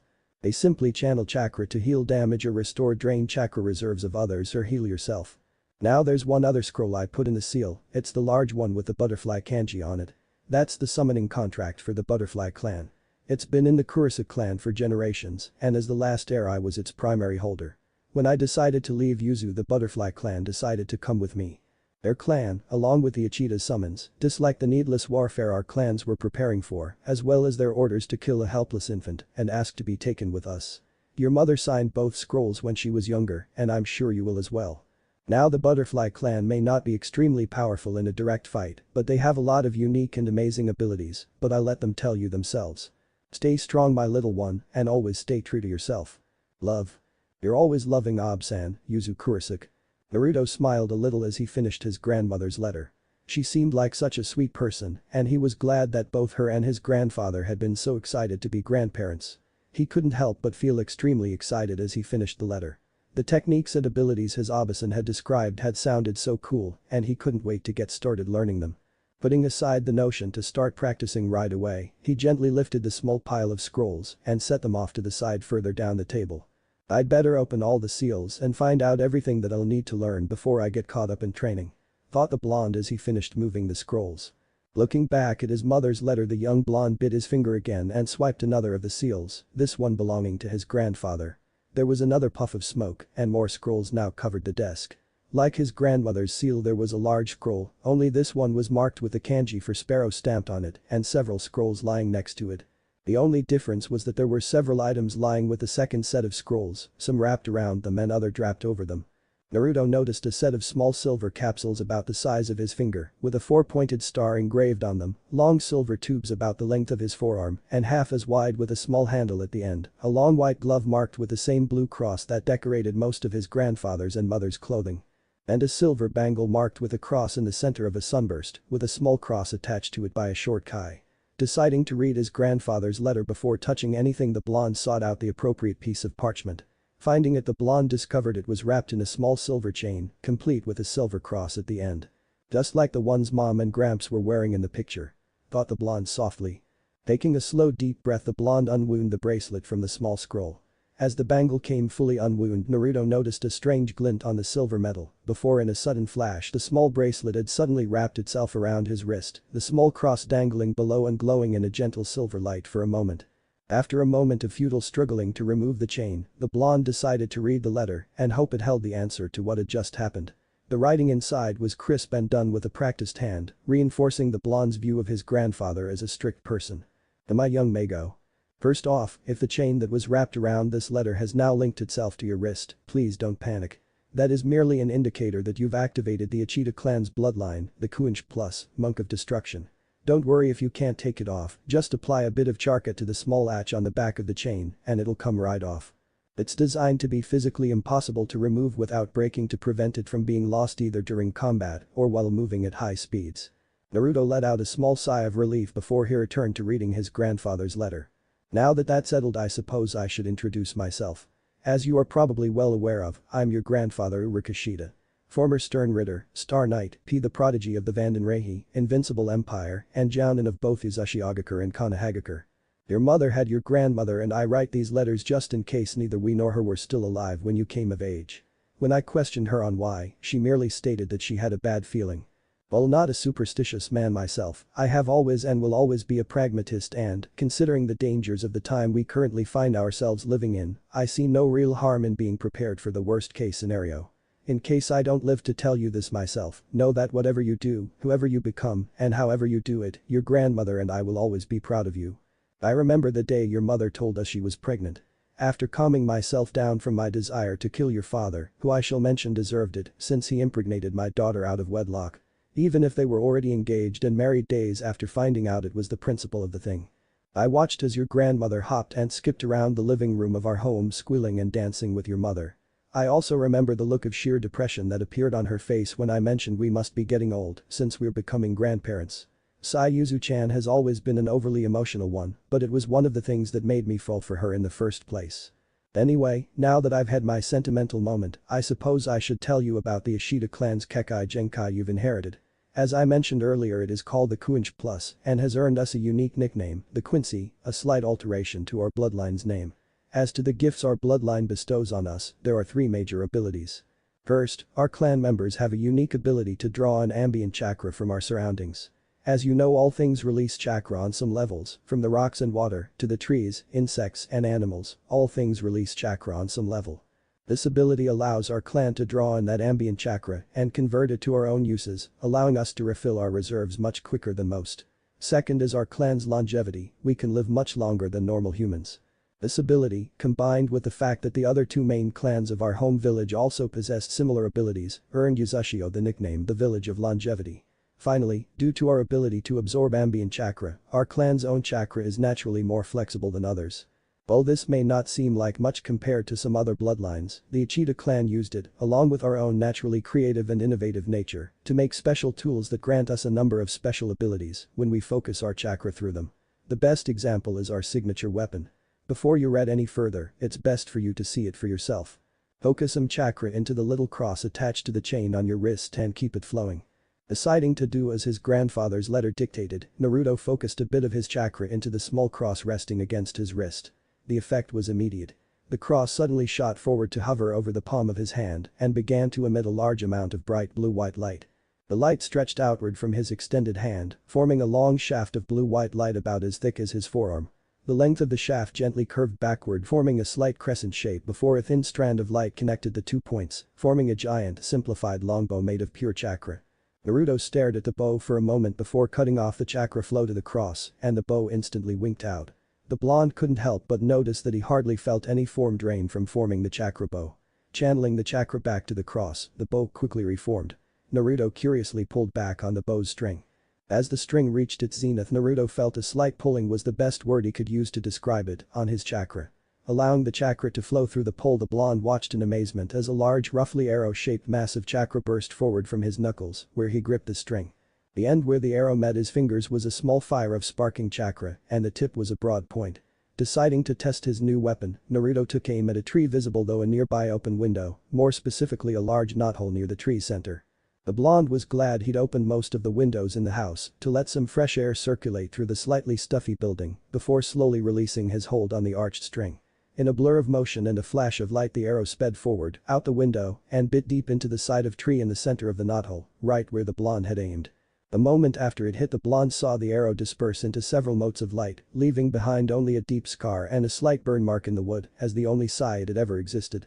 Grinning madly to himself, the blonde released the chakra forming the bow and returned to his grandfather's letter. Hopefully, you just witnessed the birth of your Quincy bow, the first stage of your Seishin Hiki, spirit weapon, the masterpiece of the Ishida tool crafting. Each weapon uses one of our crosses as a focus to shape our chakra into a weapon. Like your grandmother's sword, it goes through 3 stages. The first is simply called Ryukik, spirit bow. This is the form you've just awakened, however it is far from complete. The bow is the first weapon an Ishida learns to wield, believed to be our clan's founder's favored weapon, but as we learn to master our abilities we shape and alter it to suit us as individuals, turning each bow into an individual weapon. In order to complete it, you must go through a special training process using the Sanrei glove, the large white glove lying on top of one of the scrolls. The scroll itself explains how to make more and how to go through the test itself in more detail. Almost wait until they have been genin for a prolonged period of time, usually going through it shortly before attempting to become Chunin. If you've inherited your mother and grandmother's stamina, then I'd say you could do it after about a month of training with your natural abilities. The glove acts as a dampener for your ability to absorb chakra from your surroundings, making it a lot harder to form your bow. After you manage to form a bow with the glove on, you'll go through a week of constant endurance training, constantly drawing and firing the bow while maintaining it under the glove's effects. Even without the glove, this feat is taxing on both the physical body and one's chakra, but once completed your ability to draw in chakra from your surroundings will have reached a new level, greatly enhancing your abilities in using your bloodline, allowing your bow to take on a solid form, the true first state of our bloodline. However, once this training is finished, the glove should never be removed unless under dire conditions or after mastering the second stage. Doing so forces our bloodline to go beyond its limits and forcing us into what is known as the Kuinch plus Ritsudashi plus Ru, Destruction Sage, final form.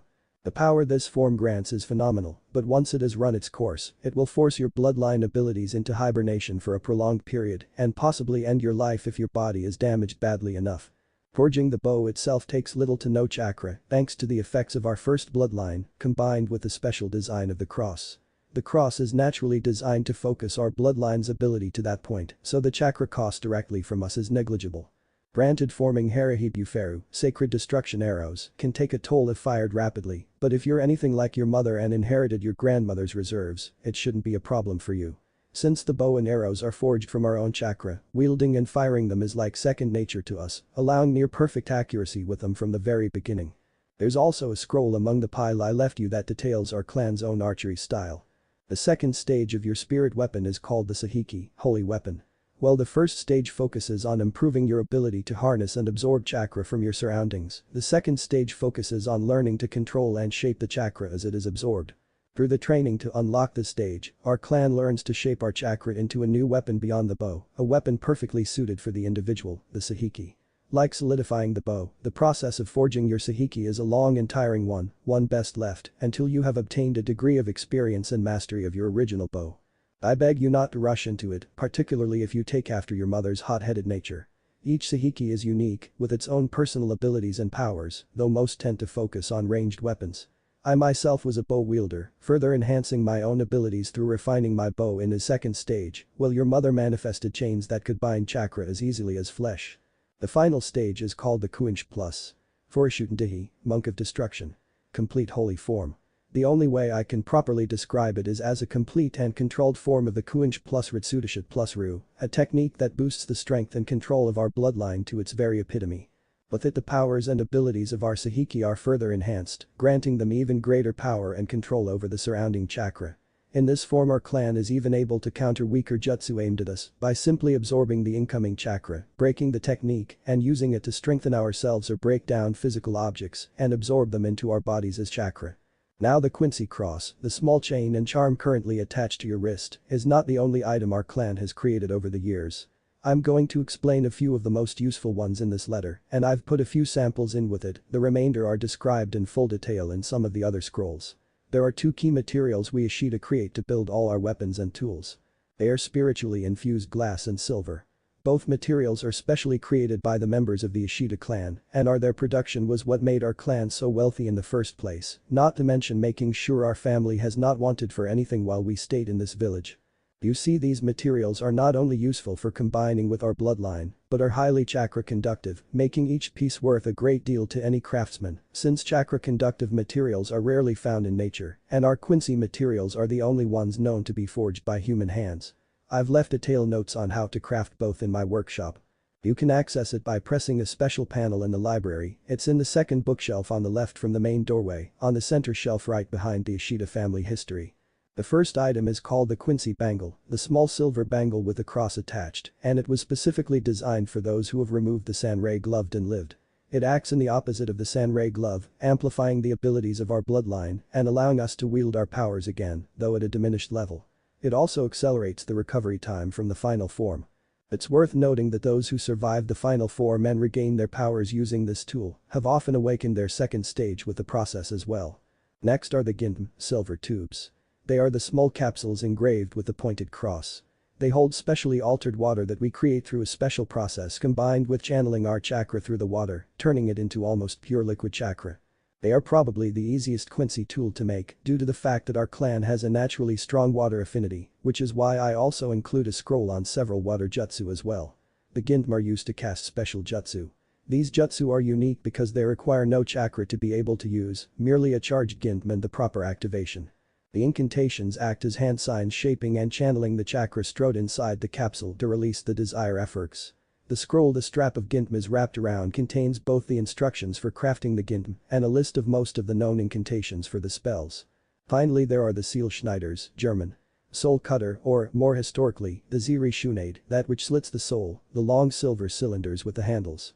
These tools are both an incredible defensive tool and an excellent weapon and are the primary tool carried by Quincy's after the cross. They primarily act as chakra absorbers, drawing in chakra much like our own bloodline does, but at a much faster rate. In its inactivated state the seal act as an instant shield against chakra-based attacks or jutsu. By intercepting an incoming jutsu with one of these and activating it before impact, the chakra used to power the technique is absorbed and the attack cancelled. However, the amount of chakra a single seal can absorb is limited and if more chakra than that is released, then the seal will overload. Normally a seal can absorb up to a C or B rank jutsu, depending on the skill of the wielder. Absorbing an A rank jutsu is possible, but requires multiple seal schneiders depending on the strength of the jutsu, and absorbing an S rank or higher jutsu would be nearly impossible without a dozen or more, if then. It is also possible to activate them without absorbing a jutsu by simply drawing on ambient chakra, but this takes a moment. Once activated, the head of the seal will release a long blade made of chakra, about 1/2 the length of the seal itself. The blade is constantly vibrating, acting in the same manner as chainsaw. It is used as either as a Quincy's melee weapon, though if you also inherited your mother's abilities, you'll have little use for it as such, and as an arrow that, when fired correctly, is capable of piercing nearly anything. There are also several Ginto rituals that combine the Ginto with the seal for larger effects. Now before you start to think that the Ishida relies solely on our tools, we have also developed several unique techniques to fully utilize our bloodline as well. The most common is called the Hirinkyaku, flying screen step. It concentrates chakra below our feet, greatly boosting our speed and jump strength, much like your mother's home techniques. However, our ability has a key advantage. While home can slow down a fall or allow quick turns while midair, the Ichida's Hirinkyaku allows us to levitate on a small platform made of our own chakra. This is a very useful skill considering our primary abilities as archers, but must be used carefully since it can leave us highly visible and exposed to others' ranged attacks. The others are described more in the scrolls I left for you, use them well. There should be one final item in the seal. The large scroll with the kanji for Sparrow imprinted on it. It is our clan summoning contract for the Sparrow clan. When I decided to leave, Yuzu, the leader of the Sparrow contract, asked me to bring their contract with me since they didn't want to be involved in a pointless war between kin, started because we refused to slay our own child. The Sparrows are a fierce and loyal summons, they served both me and your mother well, and I'm sure they'll do the same for you. Stand proud and true for you are Ishida and the Quincy. They're proud Oj plus and Uruk Ishida. Naruto was smiling once again as he finished his grandfather's letter. I guess I know where I inherited my handyman skills. He though with a warm smile. The young blonde had always been good with his hands. It helped since he constantly had to do all the repairs and maintenance for his old apartment himself, since the old landlord refused to do anything. Yes, I know now why the old team refused to help me. He thought, his mood souring slightly. Shaking his head to remove those unpleasant thoughts, the blonde gently picked up the small pile of scrolls and placed them next to his grandmother's. Looking back at the letter, the blonde once again bit, then swiped his thumb across the bottom, this time unlocking his mother's seal. With a much smaller poof of smoke, another letter, a small piece of paper, and a scroll appeared resting on the table. Picking up the letter, the blonde opened it to find another letter written in the same scrawling hand as the first. Dear Sachi. I know I don't have a lot to pass on to you since mom and dad handed down most of the bloodline specific stuff, but I've got a few things to tell you. Since you inherited both the Uchida and Kurosaki bloodlines, your chakra reserves will be nearly limitless, considering you've got the Kurosaki clan's immense reservoir and the Uchida's quick regeneration. You've also probably inherited both a strong lightning and water affinity as well. Just to make sure, I included a piece of chakra paper with this scroll as well. Just channel some chakra into it, and depending on how the paper reacts, it will show you your elemental alignment. If it burns, you have fire, crumbles, you have earth, splits, you have air, gets wet, you have water, and if it crinkles, you have lightning. Now I have included one other thing with this scroll. It's a scroll filled with the designs for a special uniform I had made. It combines elements of both the Kurosaki and Uchida clans' uniforms. Now you don't have to wear it, but it would mean so much to your poor deceased mother if you did.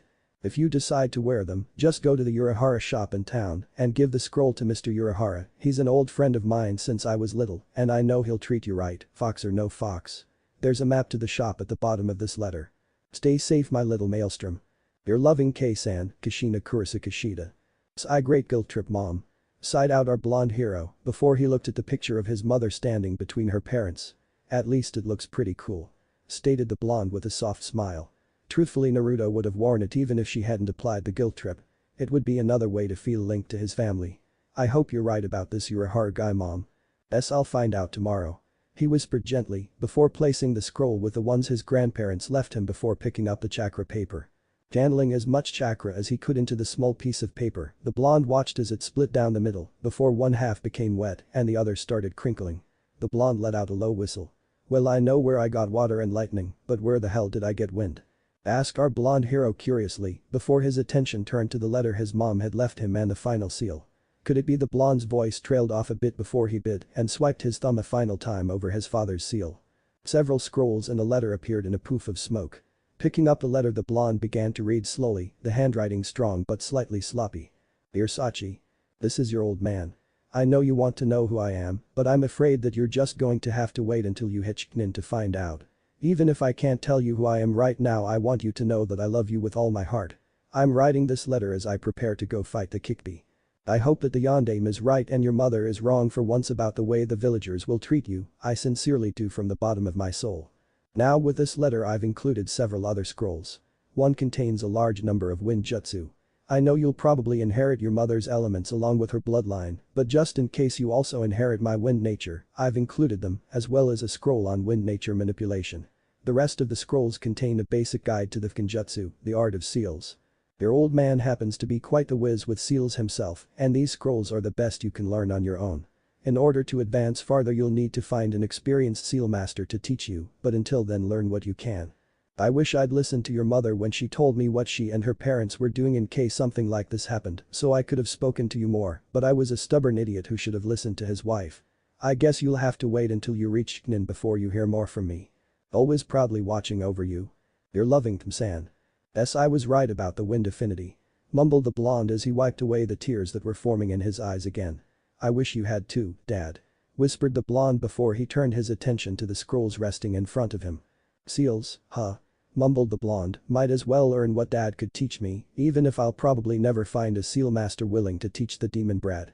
Muttered the blonde before he gave off a long yawn. Looking out the open window in front of him, the blonde noticed the rising sun. Guess I'll have to hold off on starting my training until tomorrow, or at least later today. Right now I need some sleep or I'm liable to blow something up on my first attempt. Laughed the blonde as he sorted out all the scrolls and resealed them back into the letter before placing it back in his pocket. The blonde then went about closing and locking all the windows and doors in the house before climbing the steps to where he'd found the master bedroom. The blonde gently placed his family picture on the nightstand by the bed before slipping out of most of his clothes and crawling under the covers. Looking at the picture of his family and then around the room, the blonde let out a contented sigh. It's good to be home. Whispered the blonde as he fell asleep. Chapter 4. Donning the armor. Dream sequence. Where the hell am I? Came the scream of our blonde hero. Mere moments after drifting into sleep, our hero once again opened his eyes to find himself standing in the midst of a great sewer. The place was gigantic in size, easily as wide as any of the main streets in Konoha, and at least 3 times that size in height, though the blonde couldn't be sure since the place's roof was covered in shadows. Along the walls were multiple pipes, all seemingly coming and going from the same source. The entire place was lit by a dreary red glow with no discernible source that filled the tunnel with dozens of looming shadows. All in all, in Naruto's humble opinion, this place was creepy as hell. How the fuck did I wind up in a sewer? continued the blonde, his annoyance continuing to grow as looked around his new surroundings. One second I was going to sleep in my family's home and the next I wake up in a sewer. Please Kami, don't let it have been a dream, I couldn't take it if it was. Moaned the blonde.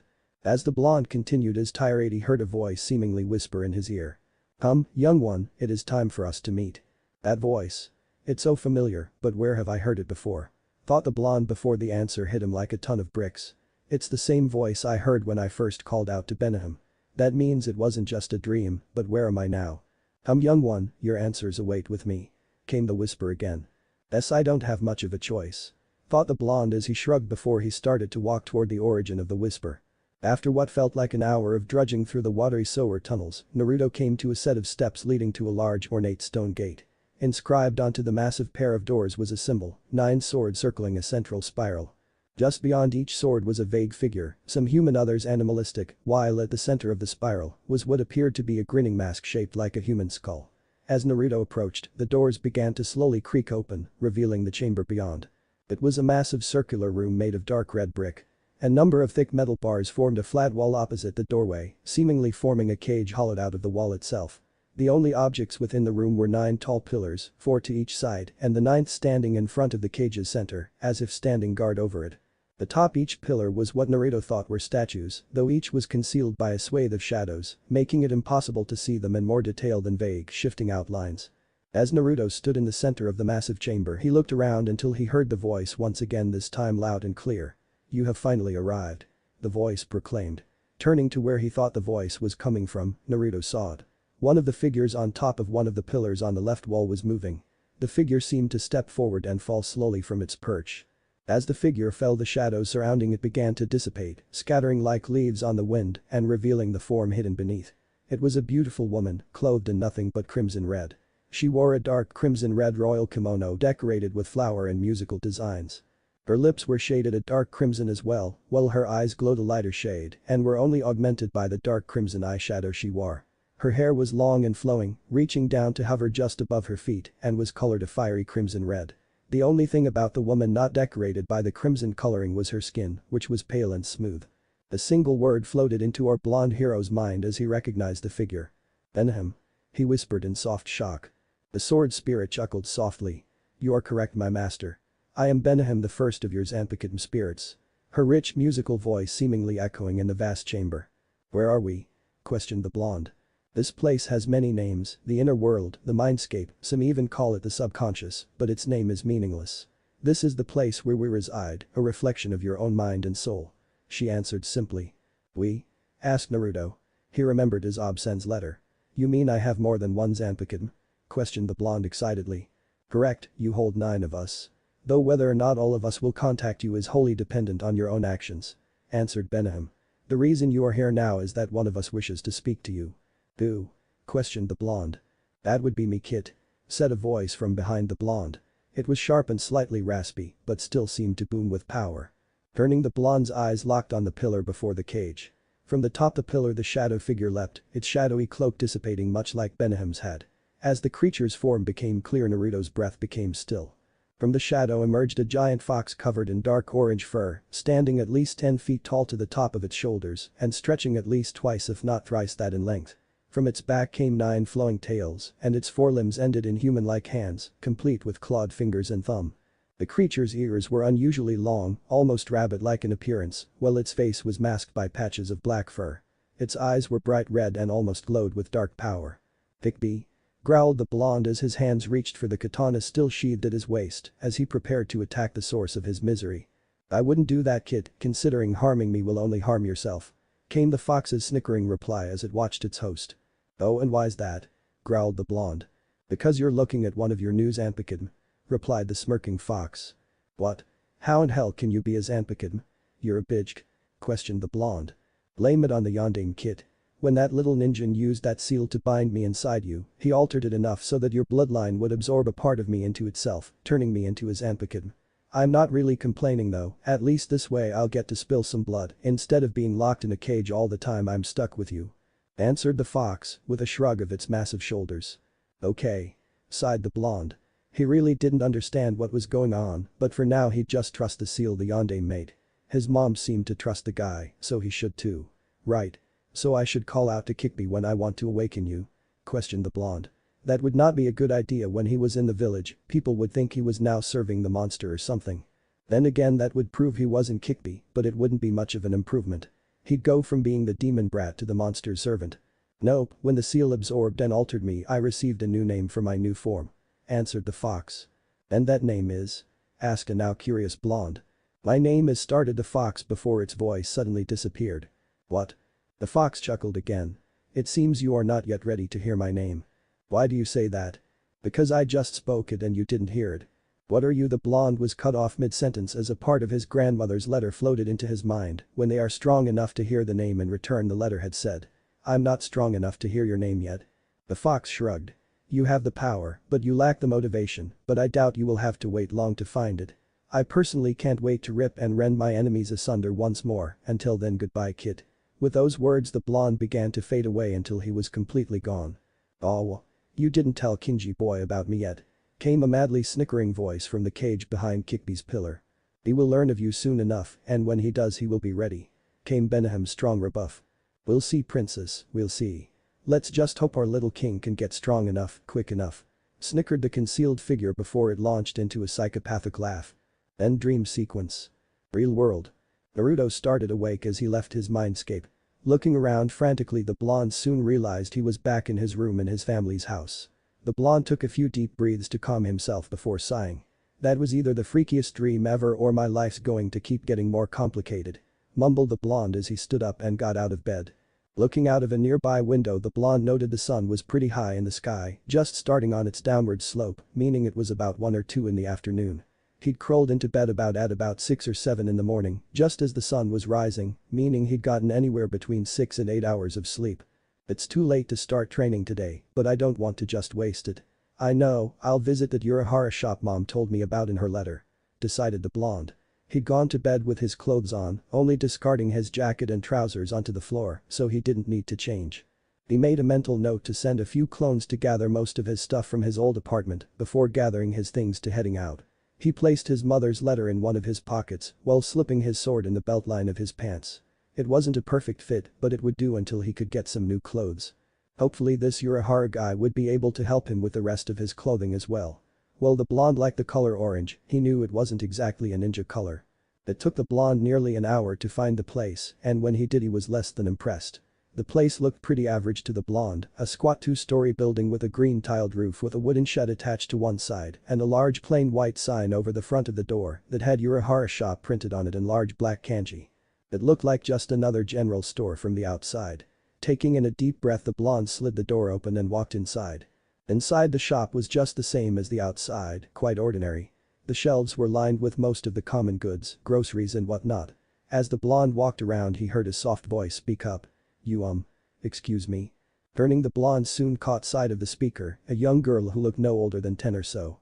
She had long dark black hair tinted with purple that was parted down the middle, including a rather long pair of strands that went down the center of her face and parted around her nose and framed her face, while the rest was held up in a pair of pigtails held by pink ties. Her eyes were a deep purple in color and quite large, and her cheeks were slightly colored with a constant blush. She wore a white shirt with the Urahara logo on the front and a knee-length pink skirt with white polka dots. "Can I help you with something?" she asked softly. Naruto smiled softly. The blonde had always had a soft spot for kids, mostly because they never glared at him like the adults. Before he could respond, a loud voice broke in. "What are you doing, idiot? You're supposed to show the customer any specials we have." The newest speaker was a young boy, about the girl's age though slightly younger. He had bright red hair that was kept short and seemed to flow back against his scalp. He had small, beady black eyes that had a slight slant and thin red eyebrows, all combined to give him a constantly angry look. He also wore a white short-sleeved shirt with the same design as the girl's and blue pants that went down 3/4 of the way before being turned up. He was carrying a broom over his shoulder. "I'm sorry Jinta," apologized the girl, "but I just met him and was giving a greeting." "That's no excuse, Ururu," responded the boy, shoving the bristles of the broom into the girl's face. An action that both the now identified Ururu and Naruto didn't like. Naruto had always hated bullies, a side effect of being on the constant receiving end of bullying himself when he first started the academy, and he wasn't one to let it happen right in front of him. The blonde stormed over to the preoccupied redhead, raised his hand, and smack. "Ow." Bopped the small boy right on the head. "Ow. Oh oh oh. What the hell was that for you runty bastard? Growled the enraged Jinta as he rubbed the lump that was now appearing on his head. That was for picking on a girl, you little brat. Responded the blonde, a tick mark already forming from the runty comment. Didn't anyone ever teach you it's not right for boys to pick on girls? Naruto Uzumaki, ladies and gents, last of the true gentlemen. Shut up. I'm the boss around here and I can do whatever I want. Roared the diminutive redhead, enraged at being scolded. Oh really, I had no idea you had such a lofty position in this shop, Jinta. I suppose I'll have to adjust your next paycheck accordingly. Particularly if you keep slacking off on your own jobs to pick on Yoru, came a new voice, this one thick and stern. Suddenly appearing behind and overshadowing the young redhead was a new figure. He was tall, easily 6'5", maybe even 6'6", and very well muscled, though without appearing bulky. He had dark black hair worn in cornrows connected to a pair of long sideburns and a large handlebar mustache. He wore a pair of thick box-rimmed glasses covering his eyes, had thick eyebrows, and his skin was lightly tanned. He was dressed in a white, sleeveless shirt, dark gray pants, and a blue and gold apron. At the sight of the imposing man, Jinta began to stutter and quickly ran off. Turning his attention to the blonde, the man seemed to study him for a moment. Naruto got ready for the large man to either run him out of the store or try to overcharge him, the usual reaction to this kind of situation. He was quite surprised when the man spoke to him quite politely, even friendly. Hello, young man. My name is Tessai Tsukubishi. Is there anything I can help you with today? A little surprised by the friendly greeting, Naruto fumbled for a second before reaching into a pocket and pulling out the letter his mom had told him to give to Mr. Urahara. I was supposed to give this letter to a Mr. Urahara. This is his store, right? Asked the blonde nervously. It is. May I see the letter? Responded Tessai. The blonde nodded and handed the large man the letter. The man softly took the letter and opened it for a brief moment to scan it. His eyebrows rose slightly as he finished reading before he studied Naruto for a moment. I see. Please wait here for a moment while I deliver this to Mr. Urahara. Yoru, please look after our guest for a moment. But that the giant turned and walked back into the store. Naruto stood and waited for a moment before the young girl spoke up. Thank you for helping me earlier, no one's ever stood up for me like that before. She stated softly, her eyes never leaving her feet. Naruto gave the girl a warm grin before reaching down and patting her head affectionately. No problem, if the little baka gives you any trouble again, just let me know. A small conversation between the two was cut short as the door in the back of the shop opened again, revealing Tessai standing next to another man. He was tall, though nowhere near as large as Tessai, with messy, light blonde hair and gray eyes. He appeared to be in his early 40s. He was dressed in a set of dark green pants and a matching shirt, over which he wore a dark black coat with a white diamond pattern over the bottom half. He also wore a pair of traditional wooden jeta and a bucket hat similar to the one his mom had worn, only his was patterned in strands of green and white instead of black and blue. In his offhand, the man carried a short cane while the other carried a small folding fan. The new man walked in and stared at Naruto for a moment with a calculative expression before reaching out a hand and ruffling the blonde spiky hair affectionately. So you must be little Naruto-chan. You've certainly got your mother's face, though you did inherit your grandfather's eyes. Stated the man with a goofy grin. Thanks. Responded the blonde, not sure how to deal with the affectionate greeting. So you knew my okay-san? He asked. Yes, I did. He said, smiling. Your mother was someone very dear to me, like family even. Agreed the man with his grin growing. Now if that letter means anything, I guess you're here for some new clothes. He asked. Yeah, but this place looks more like a general store than a clothing shop. Answered the blonde as he looked around. It is, mostly, but I do some private jobs for friends and good customers, which both you and your mother qualify as. He said happily as he took the blonde by the wrist and led him into the back. Now I know you want the uniform your mother had detailed in the scrolls, but was there anything else you wanted? Well, I was hoping to get some other clothes too. Almost everything I have as well, he indicated his orange jumpsuit. Body, ragged, orange, old, suicidally bright. Offered Urahara with a slight chuckle. Yeah, I've wanted something new for a while, but offered the blonde. Too many people can't see past your whiskered roommate. Finished Urahara. Yeah. Agreed the blonde dejectedly. Well, you certainly don't have to worry about that here. Your mother was a very precious person to me, and it'll take more than an oversized, super-powered fur coat to scare me away from her baby boy. Stated the grinning Urahara, putting a comforting hand on the blonde's shoulder before pushing him toward a room. Now come on, we've got measurements to take, and please remove your jacket, I won't be able to take any good measurements with that bulky thing on. Naruto nodded his head as he entered the room and began removing his orange jacket, leaving on his black short-sleeved undershirt. As the blonde did as instructed, he asked, how exactly did you know my okay-san, Urahara-san? Please call me Kisuke. As for how I know your mother, well Tessai and I are both refugees from Yuzu, and when we arrived in Konoha your mother and grandparents helped us out quite a bit. Started Urahara as he gathered a measuring tape and other supplies. Really? I didn't think there were any other survivors from Yuzu around, especially after what Mom's letters said about the Civil War and then the Third Great War. Well, there's not too many of us, a few families at most, but we're still around.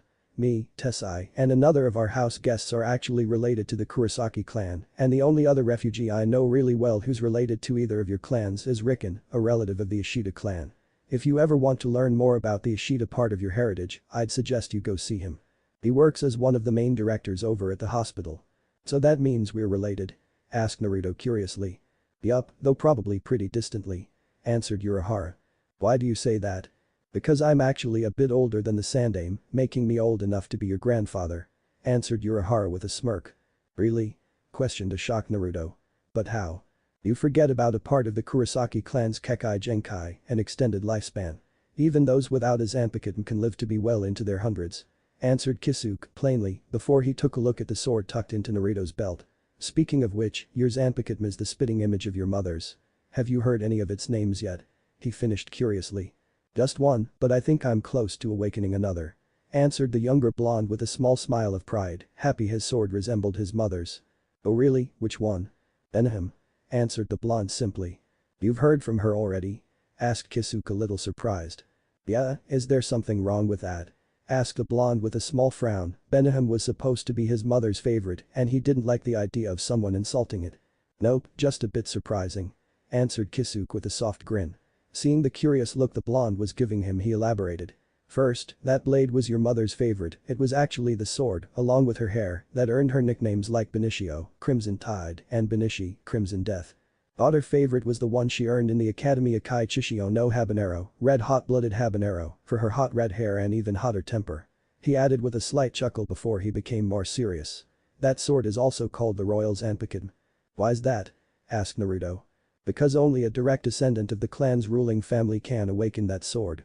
Back when Yuzu was in its prime it was a requirement for the Kurosaki clan head to have Benihim as one of their Zanpakuto. Wicked. Whispered the blonde with a slight grin. The two continued to talk while Kisuke took the needed measurements, which took about an hour to finish completely. Urahara said he'd have everything finished in a few hours and suggested the blonde do a little shopping around the store while he waited. Naruto nodded. Do you guys have ninja equipment here? I've needed to get some new equipment for a long time, but most of the stores the blonde trailed off again. Afraid not. The licensing and stuff to sell normal ninja equipment is too much of a pain to get filled out, but I do know a nearby store that won't turn you away. Stated Urahara with his usual grin as he tapped a finger to his chin. The man then called out. Tessai. The giant appeared in less than a second. You called. He stated calmly. Could you lead Naruto to the 10 points shop? When you get there could you explain everything to Kitaru for me? I'm sure he'll want to know his old friend's grandson is still alive and kicking. Asked the elder blonde. Of course sir. Agreed the larger man before he turned to Naruto. If you'll follow me Naruto-san. Naruto nodded as he put his jacket back on and followed the giant out of the store, making sure to wave goodbye to Ururu and saying he'd be back later. As the two walked Naruto decided to ask a question. So who is this Kitaru guy? Is he another friend of my mom's? Kitaru-san did indeed know your mother, but he was actually more of a friend of your grandfather. Answered Tessai before coming to a stop. Ah. Here we are. Naruto looked at the building Tessai had stopped in front of. It was a plain storefront, painted a solid dark red with a circular sign hanging over the doorway, which had 10 kunai, each pointing outward to form a weird star design, and a second smaller sign connected to the bottom of it that read, 10-point weapons. The front was pretty solid and bereft of any decorations or advertisements, and the two large windows were made of dark, stained glass. Like the Urahara shop, Naruto wasn't very impressed, that is until he followed Tessai inside. As soon as the blonde entered his jaw dropped. Surrounding him were rows upon rows of weapons, swords, kunai, shuriken, and anything else one could imagine lined the walls. There were also containers for other normal ninja supplies like exploding tags, soldier pills, and ninja wire, though they were overshadowed by the sheer number of weapons filling the shop. As Naruto continued to stare, Tessai released a small chuckle. Impressive isn't it? He asked. When the blonde only nodded, Tessai continued, Kitaru and his family are some of the best weaponsmiths in Konoha, if not the world, and they are very protective of who gets to wield them. That's why they disguise the storefront to look so lackluster, better to keep away those who just want an oversized trophy or mantelpiece. explained Tessai as he led the blonde to the back of the shop where a counter was. Standing behind the counter was a young lady who looked maybe a year or two older than Naruto. She was a bit shorter than Naruto, standing about 5'3" or maybe 5'4" and was well built, with lean, strong muscles visible on her arms and legs. She had long, dark brown hair gathered into a pair of large buns on top of her head and light brown eyes. She was dressed in a sleeveless pink Chinese shirt and dark green shinobi pants, with a Konoha Hit-8 wrapped around her forehead, slightly covered by her bangs. The girl was currently reading a magazine until she heard the door open and the pair approach. Looking up, she instantly recognized the large man. "Hello Tessai-san, how are you?" She greeted pleasantly before she turned her attention to Naruto. He felt the girl give him an once-over before her eyes seemed to linger on the sword resting on his hip. "Hello Tenten-san. Could you get Kitaru-san for me, there's something I need to speak with him about," asked Tessai politely. "Sure, Gramps is in the back working on another project. Hold on and I'll go grab him," agreed the bun-haired girl as she headed into the back of the shop. A few moments later she returned accompanied by a large elderly man. The man looked to be in his late 60s, but despite his age he stood tall and straight, reaching at least 6'3" with a straight back and was covered in muscle. His hair was a light gray in color and surrounded a massive bald plate taking up the front of the man's head, leaving only his sides with bushy hair and a short beard covering most of the lower half of his face. His skin was deeply tanned by hours near a forge, and he had more than a few scars on his exposed arms. The man was dressed in a smith's apron over a white sleeveless shirt and dark gray pants. "Yo, Tessai," greeted the older man with a gravelly voice before he noticed Naruto and asked, "What's with the gaki? Did you and Kisu take in another stray?" he asked with a short chuckle. "Not exactly Kitaru-san," answered Tessai before he spoke to Tenten. "Naruto here is in need of some new equipment. Would you mind helping him with his shopping while your grandfather and I talk?" Tenten looked at the larger man before shrugging. "I guess so." Before she walked over to Naruto and indicated for him to follow her. As the two walked, Tenten asked, "So what exactly are you looking for?" "A bit of everything really. The owner of the store I usually shop at has been less than nice to me, so I haven't been able to restock on my equipment for a long time, and since I just graduated from the academy, I figured I needed to restock on all the essentials," answered the blonde. Tenten nodded her head and started to lead him around the shop, explaining some of the products as they walked. When they were just about finished she asked him another question, "That's a really nice katana you have on you. Where'd you get it?"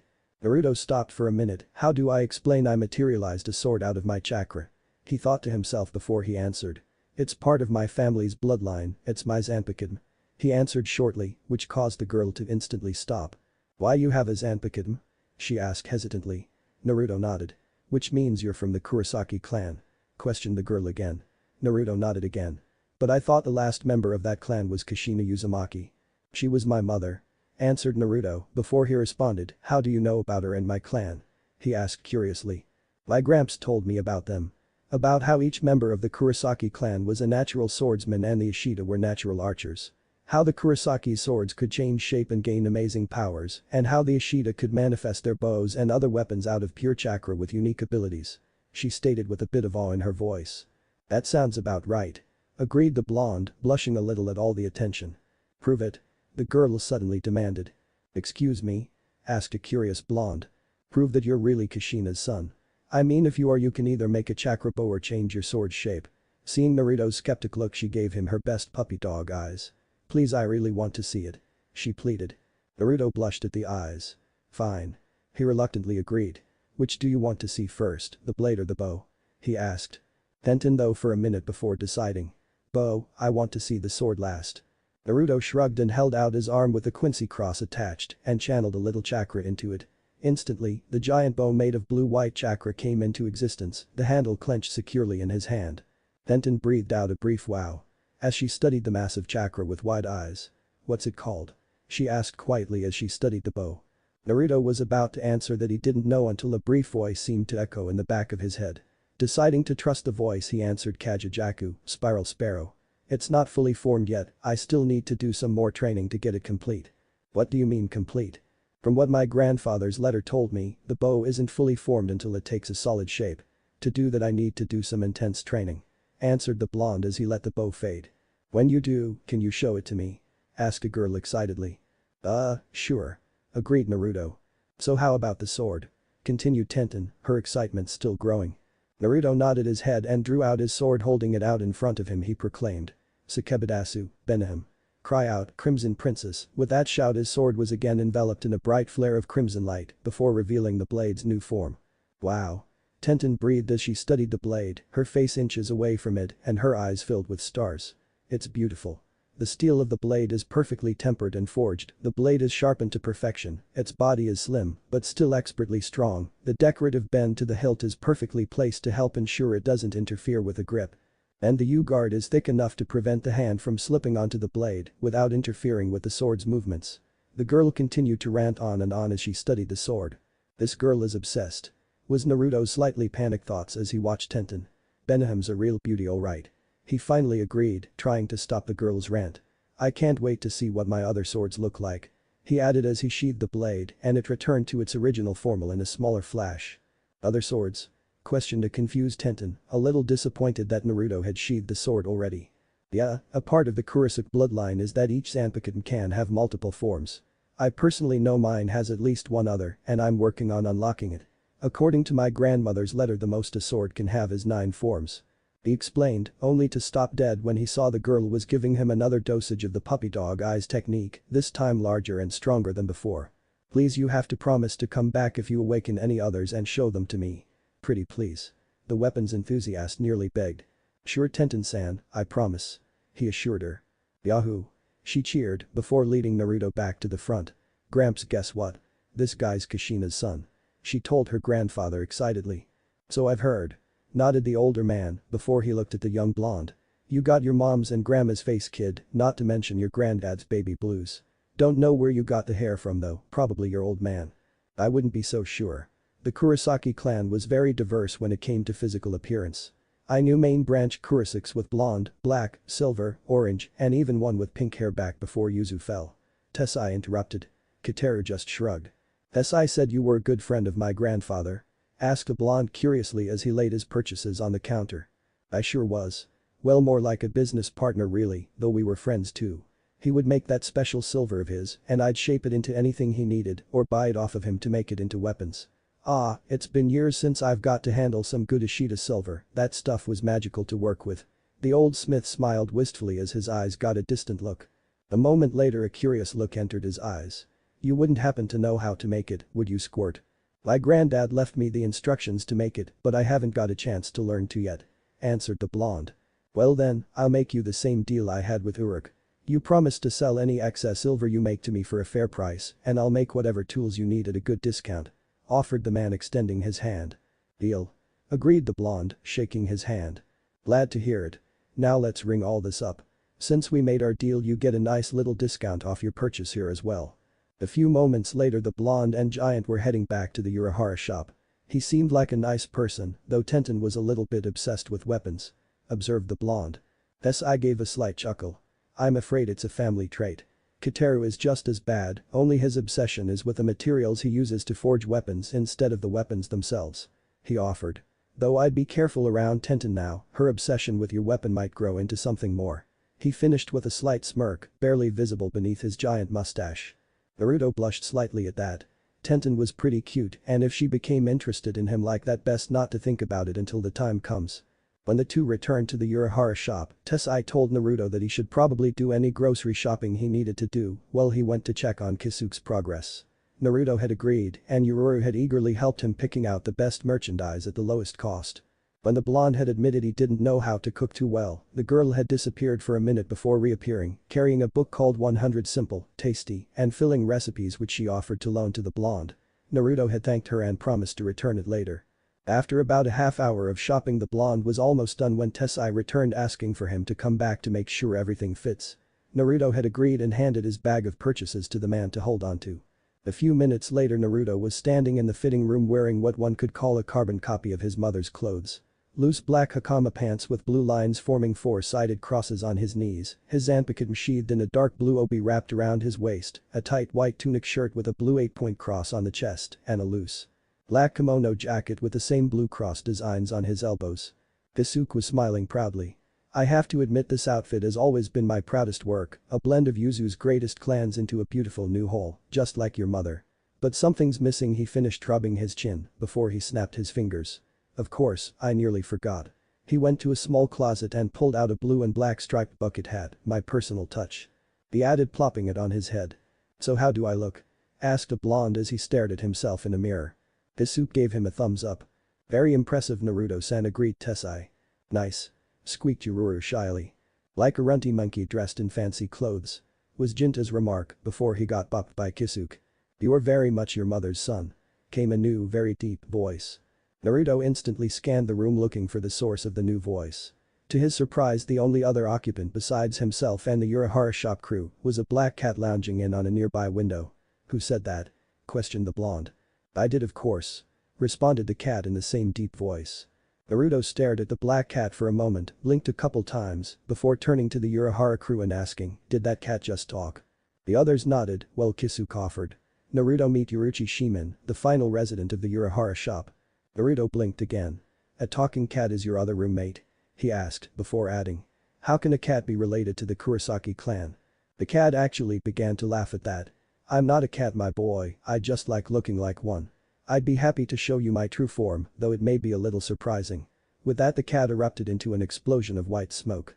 When the smoke started to clear, in the cat's base stood a beautiful young woman in her early 20s. She was lean and well-muscled with proportions that would make most men drool, and she stood a slightly petite 5'2". She had long purple hair kept up in a ponytail, sharp features, and yellow cat-like eyes. What surprised the young blonde the most was the fact that she was butt naked. The blonde quickly collapsed in a massive nosebleed. The woman laughed heartily. "I love the faces people make when they see my real form. They always assume I'm a male because of the voice." She laughed, her voice was now husky purr instead of a deep bass. "Actually, Uruchi-san, I believe it has more to do with your lack of clothing than your gender," pointed out Tessai. Naruto merely gurgled in agreement. A while later, Naruto had regained consciousness and Uruchi had put on some clothes. She was now dressed in a backless black sleeveless undershirt, an orange overshirt with 2 white straps on each shoulder, a large beige sash around her waist, black stretch pants, long beige wrist warmers secured by bands, and long beige leg warmers with brown light shoes. The group was now talking. "So you were also a friend of my mother, Uruchi-san?" he asked. "Yup, your mom was like a big sister to me. I was just a brat when we first came to Konoha and Kushina was in her teens. She always looked out for me while I was growing up," stated Uruchi with a warm smile. Naruto was about to point out that that would make Uruchi in her 30s at least when she looked barely more than 20, but he remembered what Urahara told him about their clan's Kekai Genkai and let it go.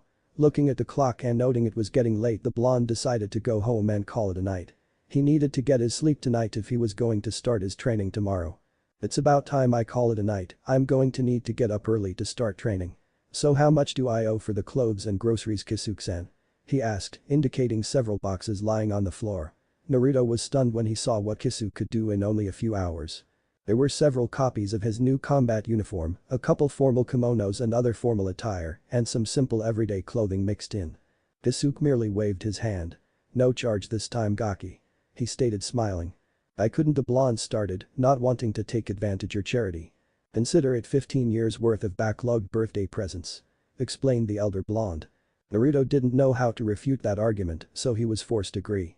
Creating several cage bunchen to carry everything, the blonde bid his newfound friends at the Urahara shop goodbye, not without getting a promise from Ururu that he'd come back soon. The blonde couldn't help but smile as he walked back home. He got some new clothes, new equipment, and, most importantly, new people he could consider precious. What if Naruto awakens his multiples Zanpakuto Chunin exams? And thanks for watching my video till the end. If you enjoy this content, then do consider subscribing to my channel and leave a like if you guys need the next part, comment down, and thanks for watching the video and see you guys in the next video.